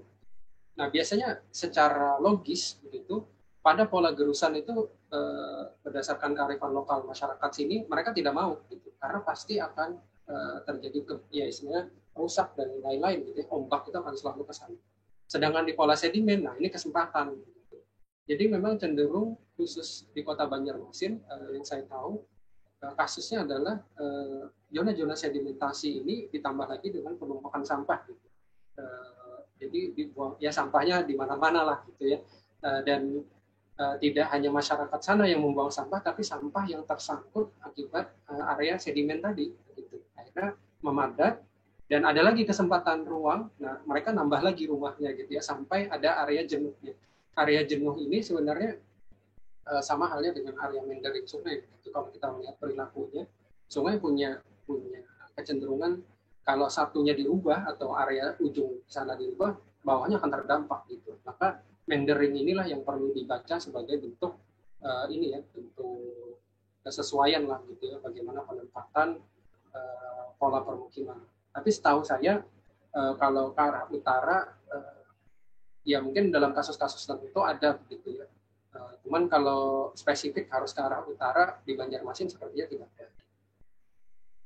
Nah, mungkin mudah-mudahan bisa menjawab ya, Mbak Siapa Terima. Selanjutnya yang tadi, ya saya sambil buka chat juga. Yoki. Oh, nggih. Ini ya. Oke. Banjarmasin berkembang aksesibilitas melalui jalur transportasi air. Apakah embrio kota air ini dapat diadopsi? Nah, ini memang kota air atau jaringan sungai yang ada di Kota Banjarmasin itu jadi aset sebenarnya. Kalau kita bicara saat ini Banjarmasin mengembangkan BRT, bus rapid transit untuk Kota Banjarmasin lokal maupun yang antar kota gitu. Nah permasalahannya jalannya itu aja gitu. Jalannya sesempit itu ditambah bus lagi gitu yang istilahnya motornya dan mobil itu udah banyak gitu. Pagi ya, jadi kecenderungan saat ini dalam konteks aktivitas harian pagi jam 7 itu udah macet, jam 5 sore juga udah macet dalam konteks macet merayap gitu. Nah, itu plus bus-bus yang istilahnya transportasi publik gitu. Nah, ini kalau kita berbicara memanfaatkan sungai sebagai jalur transportasi publik, ini menjadi cerita berbeda gitu. Karena kota-kota lain mass transportnya tidak menggunakan air gitu. Tapi kota ini memiliki aset itu yang masih akan dikembangkan. Walaupun kalau saya lihat ini ada kecenderungan sekarang sudah ada ambulan dengan berbasis sungai. Kemudian pemadam kebakaran juga dengan berbasis kapal gitu. Jadi mereka bisa dua akses darat dan sungai. Nah ini trennya memang sudah bagus, cuman untuk transportasi publik itu belum ke arah sana gitu. Masih memakai jalan yang ada saja. Harusnya bisa gitu. Saya juga sepakat gitu. Kalau memang harus diadopsi harus gitu. Karena dahulunya ya begitu. Memang kalau secara infrastruktur jembatannya saja sih gitu ya. Jadi banyak sekali jembatan di Kota Banjarmasin itu tidak seperti jembatan yang dibayangkan gitu ya. Dia hampir flat gitu. Jadi posisinya kalau kita naik perahu itu kejeduk lah gitu ya. Apalagi kita setting sebuah moda transportasi publik yang nyaman gitu. Jadi memang ya pembenahannya kembali ke jembatan itu harus ditinggikan, kemudian kapal itu bisa masuk dan kita tidak bisa bicara tingginya itu seberapa gitu. Karena kita harus lihat juga pasang surut harian. Jadi kota ini itu memiliki pasang surut harian. Kadang-kadang air itu tinggi, gitu, sehingga kapal itu nggak bisa lewat jembatan. Tapi ada juga kadang-kadang dia surut. Gitu. Nah, jadi ada istilah lokal pin 1, pin 2. Gitu. Jadi ada ketinggian berapa yang ada di kota itu. Kemudian adakah filosofi ini pertanyaan selanjutnya? Unsur alam budaya mengingat Banjarmasin punya Kalimantan erat dengan budaya. Ya itu tadi Banjarmasin itu menganggap sungai itu sebagai bagian dari kehidupan mereka, hampir sebagian besar ya. Walaupun sekarang trennya jadi terbagi dua, pasti ya kota-kota yang dengan aset sungai seperti Palembang pun mungkin anak-anak sekarang tuh udah nggak bisa berenang lagi karena rumahnya udah di darat gitu. Atau di Banjarmasin ya sama gitu. Dulu skill set anak kecil itu ya wajib berenang karena tempat bermainnya ya di tepi sungai.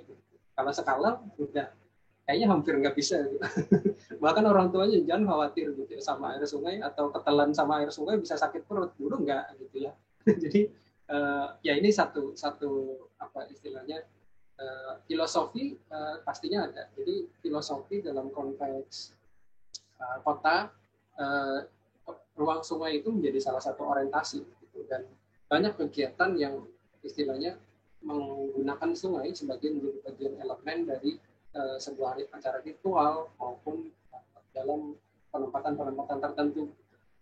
Seperti kalau yang saya tahu ada beberapa masyarakat yang masih punya keterkaitan dengan budaya terhadap buaya yang ada di Kota Banjarmasin. Istilahnya ada buaya putih lah. Nah itu diberi makan dan segala macam. Tapi saya terus terang cuma dengar ceritanya gitu, belum lihat langsung. Gitu. Tapi ada itu. Kalau enggak dia sakit. Gitu. Seperti itulah. Jadi ada cerita-cerita yang ya sangat terkait sekali dengan sungai. Khususnya dalam mitologi ya. Gitu. Kalau filosofi ruang seperti mungkin asumsinya seperti Jogja ya, seperti garis imajiner dan lain-lain. Mungkin tidak ke sana, tapi lebih ke arah persepsi yang ala Banjarmasin gitu. Melihat sebagai sungai, gitu, sebagai ruang, bagaimana melihat antar rumah. Gitu. Atau kalau kita kaitkan dengan teorinya Kevin Lynch Edge, ya, gitu. Edge itu kadang-kadang disebut sebagai batas ala Barat. Gitu.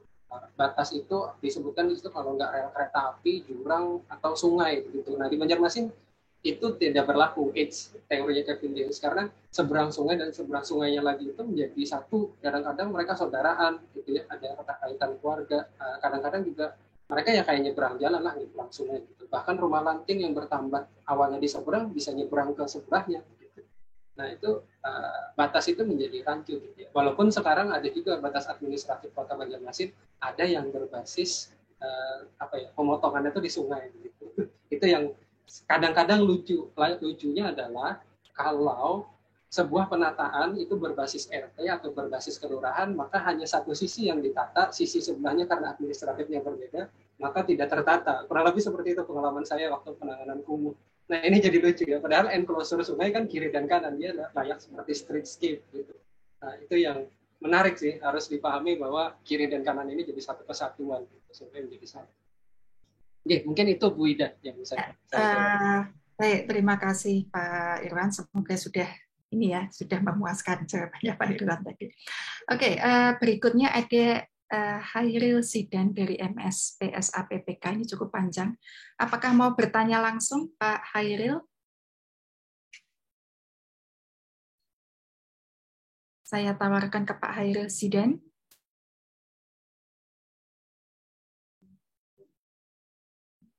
Atau saya bacakan? Saya sambil baca juga.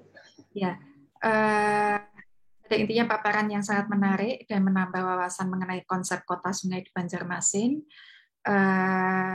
Pertanyaannya, di dalam konteks keberlanjutan kampung kota atau permukiman yang ada di bantaran sungai kota Banjarmasin, apa saja faktor-faktor yang dapat mempengaruhi atau meningkatkan resiliensi masyarakat dan infrastruktur perumahan? Mengingat permukiman yang berada di sepanjang bantaran sungai cenderung rawan terhadap kenaikan permukaan air dan banjirop pada waktu musim tertentu. Apakah kearifan lokal atau budaya masyarakat terhadap sungai juga berperan dalam membangun ketahanan masyarakat? Terima kasih. Mungkin itu dulu Pak Irwan, panjang karena pertanyaannya. Ya, ini kampung kota untuk ini ya resiliensi. Setahu saya gini, masyarakat di Kota Banjarmasin khususnya yang bantaran sungai itu cara membangunnya mereka memang memperhatikan pasang tertinggi. Jadi dalam setiap pembangunan rumah yang ada di bantaran sungai mereka pasti tahu dulu pasang tertingginya berapa. Dan itu satu hal basic lah kalau kita menentukan pil bangunan. Kemudian lalu permasalahannya ini, material yang digunakan mereka itu akhirnya beragam. Dahulunya kayu ulin mudah didapat dan murah, gitu. Sekarang berubah menjadi kayu apa saja. Gitu. Kadang-kadang panjang dalam, dan ditaruhnya juga tidak rigid seperti gambar 1 meter gitu. Terserah mau dipadatkan berapa. Dan kadang-kadang juga disambung, khususnya di area-area muara gitu ya. Saya ketemu di Mantuil. Nah, lalu apakah ini berkaitan dengan resiliensi masyarakat? Dalam konteks temporer iya gitu ya. Cuman kalau kita berbicara permukiman yang ada di bantaran sungai, khususnya di sungai besar seperti Martapura dan Barito, dan berada di wilayah gerusan, mereka paham betul bahwa rumah itu akan hancur akibat abrasi. Dan mereka akan bergeser atau mencari rumah baru. Tapi karena ketiadaan kemampuan, maka mereka bertahanlah di situ. Dan terus terang, biaya yang dikeluarkan mereka itu tidak sedikit dalam perbaikan fondasi setiap tahun. Jadi ada cycle cost yang setiap tahunnya harus dikeluarkan mereka untuk menambah kekuatan struktur bawah bangunan. Cuman kemampuan untuk membeli baru rumah itu tidak ada begitu. Dan biasanya ini menjadi dilematis saat harus direlokasi oleh pemerintah karena dalam tanda kutip secara legal perumahan yang di bantaran sungai tidak bisa dibantu atau diberikan tali asih untuk pengembangan rumah bantaran atau pengembangan rumah baru gitu ya di luar bantaran sungai begitu. Nah, jadi simalakama gitu ya, mau dibantu tapi tidak bisa begitu ya, tapi di sana juga menjadi permasalahan khususnya. Cuman ini ada satu pola yang pertama, kita kategori yang pertama ya. Ada lagi pola yang kedua, orang-orang yang memang mampu tapi tinggalnya di bantaran sungai. Nah, orang-orang yang ini itu memang dahulunya adalah rumah-rumah milik kakeknya dan istilahnya orang tuanya terdahulu lah. Dan kita tahu sungai di Banjarmasin itu punya perubahan gitu ya, morfologi gitu. Yang mungkin dahulunya rumah bantaran sungai itu adalah rumah tepi sungai. Jadi sungainya tidak merembes sampai bawah rumahnya. Akhirnya tamannya hilang. Ada juga yang pola seperti itu. Akhirnya beberapa masyarakat di sana karena dalam tanda kutip kurang pahaman terhadap faktor alam tadi, begitu, biasanya rumahnya itu tidak dibangun berdasarkan feel, khususnya yang rumah-rumah lama, karena tinggi muka air laut di Kota Banjarmasin yang tercatat di dalam laporan itu 16 cm di atas permukaan laut. Tetapi koreksi di tahun 2015 itu sekitar 23 cm di atas permukaan laut. Artinya kecurigaannya akan terus nambah nih, kira-kira begitu. Nah, dalam konteks itu maka banjirop atau genangan yang ada di Kota Banjarmasin yang sekarang trennya akan meningkat, pastinya akan merubah pola masyarakat. Yang kita tahu di Banjarmasin saat ini itu selain kompetisi dan konteks ruang dan elemen, itu ada lagi kompetisi elevasi jalan dan elevasi lantai bangunan rumah. Jadi pemerintah kota tuh biasanya kalau ngaspal itu akan selalu tinggi sampai 10 cm. Dalam proses istilahnya dalam titik-titik tertentu di Kota Banjarmasin ada rumah yang lantai satunya atau elevasi lantai satunya itu lebih rendah daripada elevasi jalan. Itu sering terjadi dan genangan terjadi di area itu akan sangat-sangat wajar. Akhirnya mereka bentuk resiliensinya adalah mau tidak mau dengan menaikkan lantai. Nah, bagaimana bentuk kearifan lokalnya? Nah, tukang-tukang di sana pakai dongkrak. Nah, itu cerita tersendiri lah kalau di arsitektur, panjang lah ceritanya. Tapi intinya lantai itu dinaikkan dan segala macam, akhirnya mereka paham. Nah, karena ya tidak ada lagi cara lain selain lantai jadi tinggi daripada jalan. Ya kurang lebih seperti itu. Mudah-mudahan ini bisa menjawab pertanyaan. Baik, Pak Irwan tadi menjawab pertanyaan Pak Hairil Zidan. Semoga sudah bisa lebih dipahami. Kemudian pertanyaan berikutnya ini ada dari Bagus Setiawan dan dari Nivida Alsia. Yang pertama, eratnya perkembangan akan ekonomi dan budaya di Kota Banjarmasin dengan pesatnya pembangunan ruang permukiman yang berkaitan dengan keadaan sungai yang ada, apakah eksistensi sungai beserta fungsinya akan tetap efektif ya ini maksudnya untuk digunakan dalam beberapa tahun ke depan? Itu dari pertanyaan dari Pak Bagus Setiawan. Kemudian dari Nivida Alsia ini menanyakan apakah ada keunggulan khusus Sungai Banjarmasin ini jika dibandingkan dengan sungai-sungai lain di Indonesia. Ya, mungkin itu dulu Pak Irwan. Tadi ini ya, ekspansi terhadap area bantaran atau sungainya nanti kalau saya gini, sungai ini sebagai aset khususnya di Kota Banjarmasin. Tapi yang namanya, kalau kita sudah menyebut aset, berarti harus di manajemen. Begitu. Karena kalau bahasanya dia sporadis, ya tentunya ini akan jadi masalah kota. Gitu. Jadi satu anugerah bisa jadi satu musibah bagi sebuah kota karena manajemennya kurang bagus. Gitu.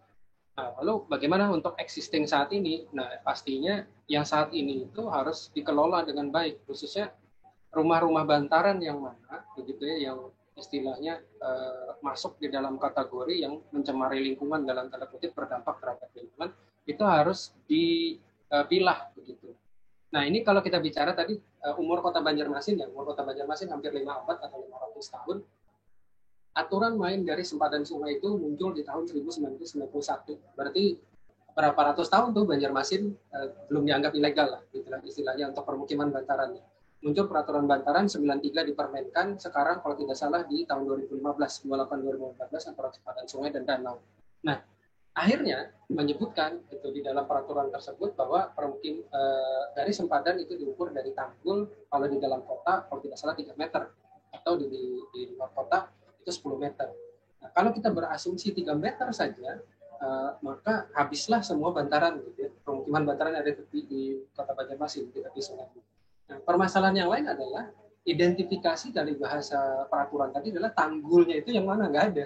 Karena kita sungai bukan yang notabene ada tanggul baru ada sungai. Gitu. Kita tuh kayak sungai, kemudian ketemu rawa, udah selesai, rumah itu ada di sana. Jadi tidak teridentifikasi.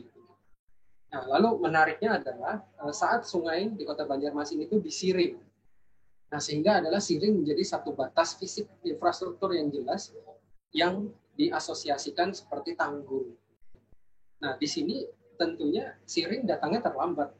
Karena kalau kita melihat untuk membuka ruang sungai 3 meter itu harus memotong bangunan. Sehingga garis sempadan 0 atau garis sempadan yang istilahnya 0 meter itu bisa jadi terjadi di Banjarmasin dan bahkan sudah terjadi saat ini gitu. Demi ruang sungainya terbuka dulu. Toh ke depan nanti Banjarmasin akan membuat ruang bantaran menjadi hijau semua, ya silahkan gitu. Tetapi kalau semuanya jadi hijau, bukan Banjarmasin namanya gitu. Jadi akan hilang satu identitas tersendiri. Jadi memang tadi ada pengaturan spesialis untuk kota ini dan dia menjadi satu manajemen terpadu lah gitu, dalam pengelolaan. Kalau dari tren kedinasan, setahu saya 2006 itu sudah ada dinas sungai, tapi sekarang sudah bergabung lagi di PUPR. Nah, tahu sendiri mungkin kalau di PUPR artinya kan dia menjadi bidang, gitu. Jadi kontrol atau ya anggaran lah untuk sebuah dinas dan bidang kan berbeda, gitu. Sehingga tidak terlalu powerful untuk menangani sungai di Kota Banjarmasin. Jadi harus memang ada kolaborasi satu dengan yang lain untuk penyelamatan sungai. Dan saya rasa ini menjawab pertanyaan kedua ya, bagaimana keunikan sungai Kota Banjarmasin dengan yang lain. Di Kota Banjarmasin itu seperti tadi kita punya budaya yang fisik begitu, tapi ada juga budaya yang sifatnya non fisik seperti leksikon lanting, gaya bahasa. Jadi lanting itu sebenarnya tidak Banjarmasin saja sih ya, masyarakat Banjar lah pada umumnya yang tersebar sampai ke Kalimantan Tengah, kemudian ada juga sebagian di Kalimantan Barat gitu. Saat lanting itu diklaim gitu ya, itu satu budaya tersendiri karena istilah lanting itu hanya ada di tempat kita begitu, di Kalimantan pada umumnya. Saat dia masuk ke Palembang, dia akan menjadi rumah rakit. Jadi akan berbeda definisinya. Dan historisnya juga berbeda begitu. Saat rumah lanting ini di Kota Banjarmasin, dia akan berbeda yang ada di hulu sungai. Gitu. Nah, ini salah satu yang menjadi satu keunikan. Ada pula keunikan lain gitu. Banjarmasin itu memiliki sungai yang criss-cross dalam artian morfologinya itu tidak apa ya istilahnya tidak teratur begitu. Sehingga kalau kita bicara sustainable city, khususnya mobility di Kota Banjarmasin, kota ini paling boros. Satu, jembatannya banyak gitu ya, kemudian jaringan jalannya banyak belok-belok gitu. Karena kita tahu secara teori grid adalah paling ideal gitu, dan jalannya flat gitu. Nah, Banjarmasin ini naik jembatannya itu berkali-kali lah gitu. Ditambah dengan kebijakan transportasi dengan adanya traffic light. Nah, itu tambah-tambah di Banjarmasin. Makanya sistem jaringan yang ada di Kota Banjarmasin ini memang mengadopsi sebagian dari sungai. Satu lagi adalah pengembangan berbasis rawa tadi. Jadi membuat jalannya saja di Kota Banjarmasin itu mungkin 2 kali lipat dari jalan yang ada di darat gitu. Karena harus menguruk tanah dulu, kemudian membuat bedeng kiri kanan, baru melakukan pemadatan, baru mengaspal. Itu pun biasanya 1 tahun turun aspalnya, bisa mencong-mencong, belum padat sepenuhnya begitu. Nah, jadi walaupun pakai geotekstil dan lain-lain lah, istilahnya secara infrastruktur. Bahkan dalam pembangunannya saja, kalau bangunan itu sekitar 10 lantai atau 8 lantai, nah itu fondasinya bisa 40 meter ke bawah begitu. Jadi 2:1 lah dibandingkan kota-kota darat. Nah, jadi kalau keunikannya sendiri di satu sisi dia punya aset begitu, dan masyarakatnya juga punya keterkaitan erat terhadap sungai. Nah, mungkin itu Bu Vida yang bisa saya jawab pertanyaan. Ya, baik Pak Irwan, ini sekaligus menghabiskan yang di chat box ya. Yang pertama ini dari Mas Yandi Kusuma, mengenai orientasi persepsi ruang kota terhadap sungai. Ada istilah laut dan darat pada skala makro, ada pula istilah kertak dan batang pada skala meso. Pertanyaannya adalah apakah ditemukan juga istilah orientasi ruang yang paralel dengan sungai seperti hulu dan hilir. Kemudian yang Mas Yandi akan bertanya langsung. Silakan. Ya, mungkin lebih mantapnya. Silakan, Mas. Ya, terima kasih Bu Vida. Perkenalkan, saya Sandi, mahasiswa Magister Arsitektur UGM angkatan 2019. Mau bertanya tentang, kebetulan juga Mas Irwan, saya ini berada di Kutai Kartanegara ya, jadi sama gitu mungkin karakteristiknya seperti di Banjarmasin. Mungkin perbedaannya adalah di sini sungainya ada di bagian tengah gitu, tidak dekat dengan pantai. Sama juga yang di sini juga ada istilah darat laut juga gitu. Kemudian ada itu kan berarti mungkin kalau dicontohkan seperti di Jogja ada sumbu antara gunung dan laut begitu mungkin ya. Itu kan linear begitu ya. Yang saya penasaran dan mau tanyakan itu apakah ada perbedaan karakteristik gitu antara yang paralel dengan sungai, yang hulu dan bagian hilirnya di Kota Banjarmasin. Itu saja sih. Ya, iya. Ini saya coba mengkaitkan misalnya kota-kota yang ada di Jawa dulu.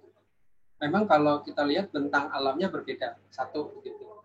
Bahkan tadi dulu gitu ya, pernah ada jargon Jogja air itu mengalir dari utara ke selatan ya, karena komposisinya begitu kotanya gitu ya. Sungainya atau gunungnya ada di utara, mata air dari utara turun ke selatan. Gitu. Dalam konteks hulu hilir sebenarnya kalau Kota Banjarmasin Mahakam ya, kalau di ini ada juga di itu Sungai Kapuas di Pontianak atau Sungai Kahayan di Palangkaraya. Ini biasanya muaranya jauh sekali, gitu. Atau hulu dan hilirnya itu jauh dari kotanya. Gitu. Jadi yang berada di tengah-tengah. Seperti Kota Banjarmasin, itu muara Sungai Barito itu masih jauh, gitu. Masih melalui Kabupaten Tanah Laut dulu, gitu, ke bawah, gitu, sampai ketemu muara Sungai Barito tadi. Nah, Sungai Barito memang sungai yang paling gede di Kalimantan kan, sungai yang terpanjang kan Kapuas lah, gitu ya. Nah, itu yang kalau bisa dari konteks perbedaan. Nah, kalau dari konteks linear tadi, bagaimana hulu hilir, istilah hulu hilir itu juga ada sebenarnya di Kota Banjarmasin, khususnya jadi toponim tempat kelurahan, gitu ya. Ada ulu, biasanya ulu ya, tidak pakai H gitu. Ada ulu, ada hilir. Gitu. Nah, ini istilah yang setahu saya munculnya baru. Gitu. Hulu dan hilir itu munculnya baru, tapi kalau yang istilah kertak dan batang itu tuh lebih tua munculnya. Memang saya tidak mendalami secara spesifik gitu ya dalam konteks sejarah bahasa atau sejarah leksikon itu di dalam konteks kota. Gitu. Cuman di Tengarainya setelah muncul batas administratif ini baru muncul hulu dan hilir.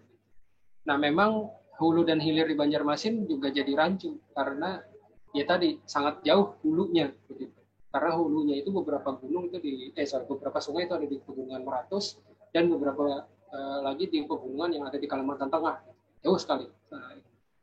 memang hilirnya ada di tidak jauh lah gitu ya, maksudnya masih bisa terlihat satu kabupaten di Kota Banjarmasin kalau dari peta. Hulu hilir yang ada di Kota Banjarmasin ini juga sejalan dengan munculnya orientasi utara selatan. Mungkin saya cerita sedikit. Dahulu ada Belitung Laut dan Belitung Darat, itu salah satu kelurahan di Kota Banjarmasin. Setelah administratif muncul, muncullah ada Belitung Utara dan Belitung Selatan. Kurang lebih seperti itu, orientasinya berubah, begitu ya, administratifnya berubah. Nah, itu juga ada beberapa wilayah darat dan laut, akhirnya juga menjadi hulu dan hilir. Kadang-kadang juga dalam konteks persepsi gitu, hulu itu tidak terlalu dipakai gitu di Kota Banjarmasin karena ini akan lebih luas gitu. Jadi kalau kita bicara Kalimantan Selatan, hulu ini baru terpakai. Jadi di Banjarmasin itu ada di Kalimantan Selatan itu ada istilah Banua Lima. Banua Lima itu ada istilahnya kabupaten yang namanya Hulu Sungai Utara, Hulu Sungai Tengah, Hulu Sungai Selatan. Gitu. Nah itu sekitar 200-300 km dari Banjarmasin. Nah hilirnya memang Banjarmasin, tapi Banjarmasin itu tidak menggunakan hilir. Gitu. Hilir itu justru cenderung ada di Kabupaten Tanah Laut dan Tanah Bumbu, misalnya kayak Pusan Hilir gitu di daerah Tanah Bumbu, itu memang ketemu laut gitu. Kabupaten itu memang ketemu laut.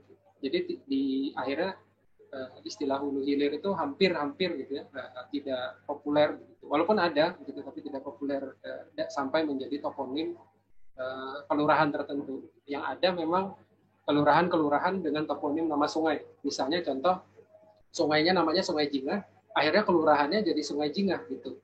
Nah, kenapa jadi Sungai Jingah? Karena sungainya dulu ada banyak pohon jingah gitu. Begitu, sesimpel itu sebenarnya. Tapi historisnya tetap panjang gitu ya. Ada yang toponim tempat berdasarkan sungai dan nama vegetasi seperti Sungai Jaruju gitu ya. Nah, itu juga dari vegetasi gitu. Sungai itu akhirnya menjadi tempat juga.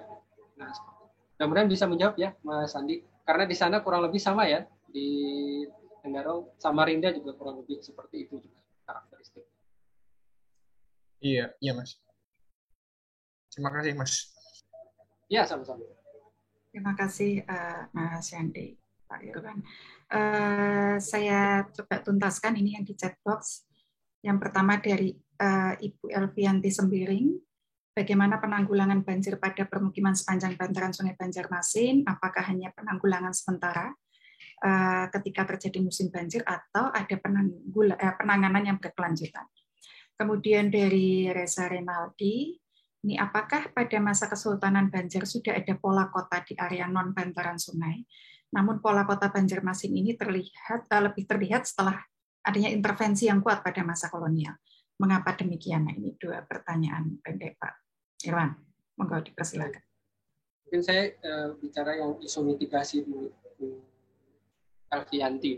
Jadi kalau di Banjarmasin setahu saya gitu, sejauh ini dan setahu saya cerita untuk penanganan penanggulangan banjir bantaran. Khusus rumah bantaran ini adalah rumah-rumah yang sebenarnya punya awareness tinggi terhadap dampak kenaikan muka air sungai gitu ya, elevasi air sungai. Sehingga yang terdampak itu sebenarnya adalah rumah di tepi sungai. Jadi ada rumah bantaran, ada jalan, nah rumah yang di tepi sungai yang dekat dengan jalan. Nah, bagaimana intervensinya begitu? Untuk saat ini akhirnya ya setahu saya pemerintah mengembangkan sistem jaringan drainase gitu ya. Walaupun dalam tanda kutip kalau drainase airnya ditampung kan sebelahnya air lagi gitu ya. Kalau di rawa kan begitu. Cuman ini lebih kepada grey water. Jadi jangan sampai tercampur air alami dengan air buangan gitu ya, dengan limbah ke rumah tangga. Nah, ini penanggulangan ini setahu saya akan jangka panjang. Khususnya untuk penataan drainase kota. Selain drainase kota, juga Banjarmasin juga memiliki permasalahan terkait dengan sampah gitu. Jadi musuh utamanya itu dua, gitu. Sistem sanitasi dan persampahan. Gitu. Nah, lalu yang sepanjang bantaran sungai apakah terdampak? Setahu saya adalah yang terdampak adalah dapurnya. Biasanya begitu. Nah, jadi di kearifan lokal Kota Banjarmasin itu ada namanya tumpakan. Di mana tumpakan ini dia punya istilahnya situasi yang ambibius memang gitu. Jadi dia memang disengaja kadang-kadang nyelup gitu ya, kadang-kadang dia kering gitu. Dan difungsikan untuk mencuci lah istilahnya di beberapa rumah bantaran sungai. Nah, tren yang terjadi memang dapur-dapur ini tuh tidak didesain dengan bagus ya, baik konstruksinya seadanya lah gitu. Karena dia bukan bagian dari utama biasanya gitu. Biasanya kalau desain rumah bantaran sungai itu dapurnya itu tambahan, gitu ya, miring, sesikan istilah orang lokal sini. Dan itu ya memang harus ditarik.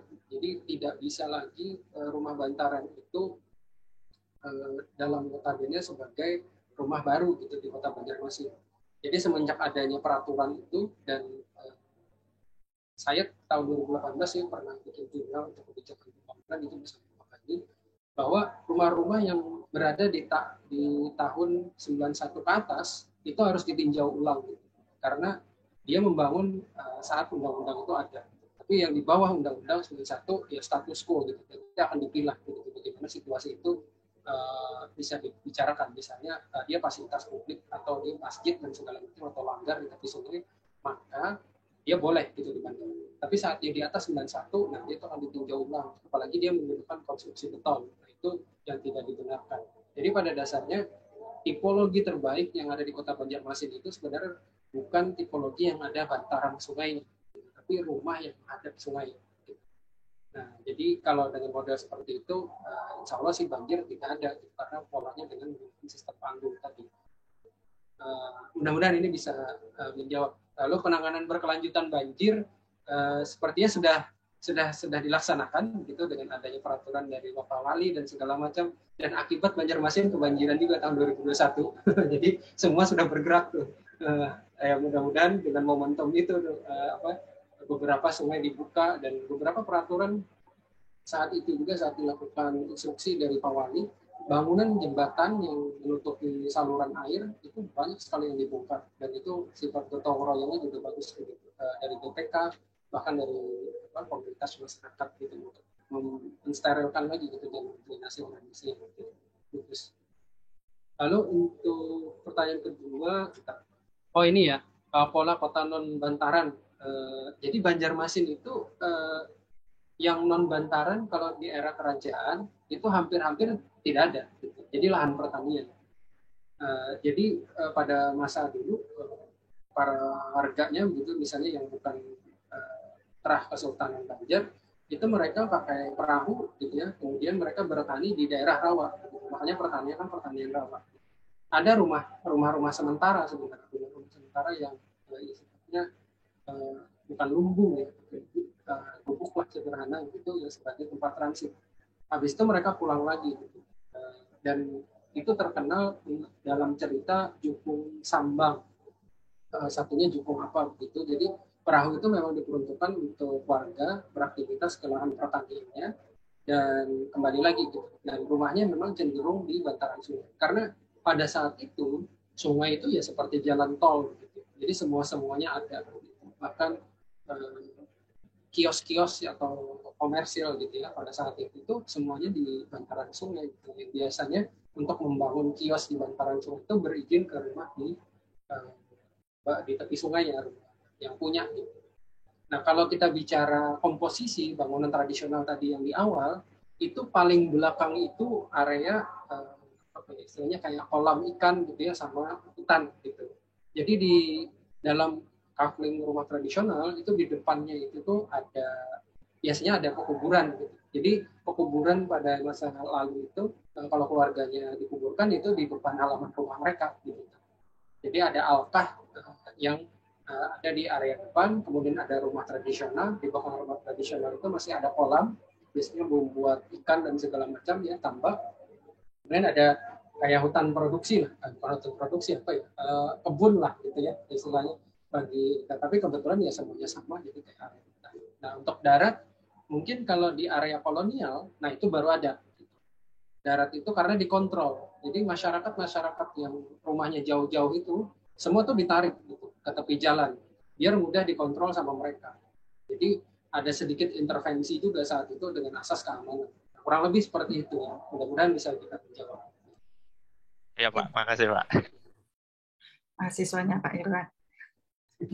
Nah, oke, terima kasih Pak Irwan. Jadi pertanyaan dari chat box, waktunya sudah mendekati maghrib. Mungkin saya menyampaikan dulu ucapan terima kasih beberapa dari teman-teman yang hadir di sini. Ada rekan-rekannya Pak Irwan dari Kartagama, beberapa cukup banyak yang ada banyak nih, nggak bisa satu-satu saja. Ada Mas Andri, halo Pak Sari, dan lain-lain. Terima kasih sudah hadir. Ya, kemudian ada Pak Dedi Iskandar dari IAI Kalsel ya. Ya, Ketua IAI Kalsel Pak Dedi, terima kasih. Kemudian ada beberapa nama yang familiar, ada Bu Imelda Irmawati, ada Bu Indah Irmawati, kemudian ada Pak Danang Yuli Saksono juga, dan ada Pak Tatau dan Mas Heri ya dari Kartagama juga.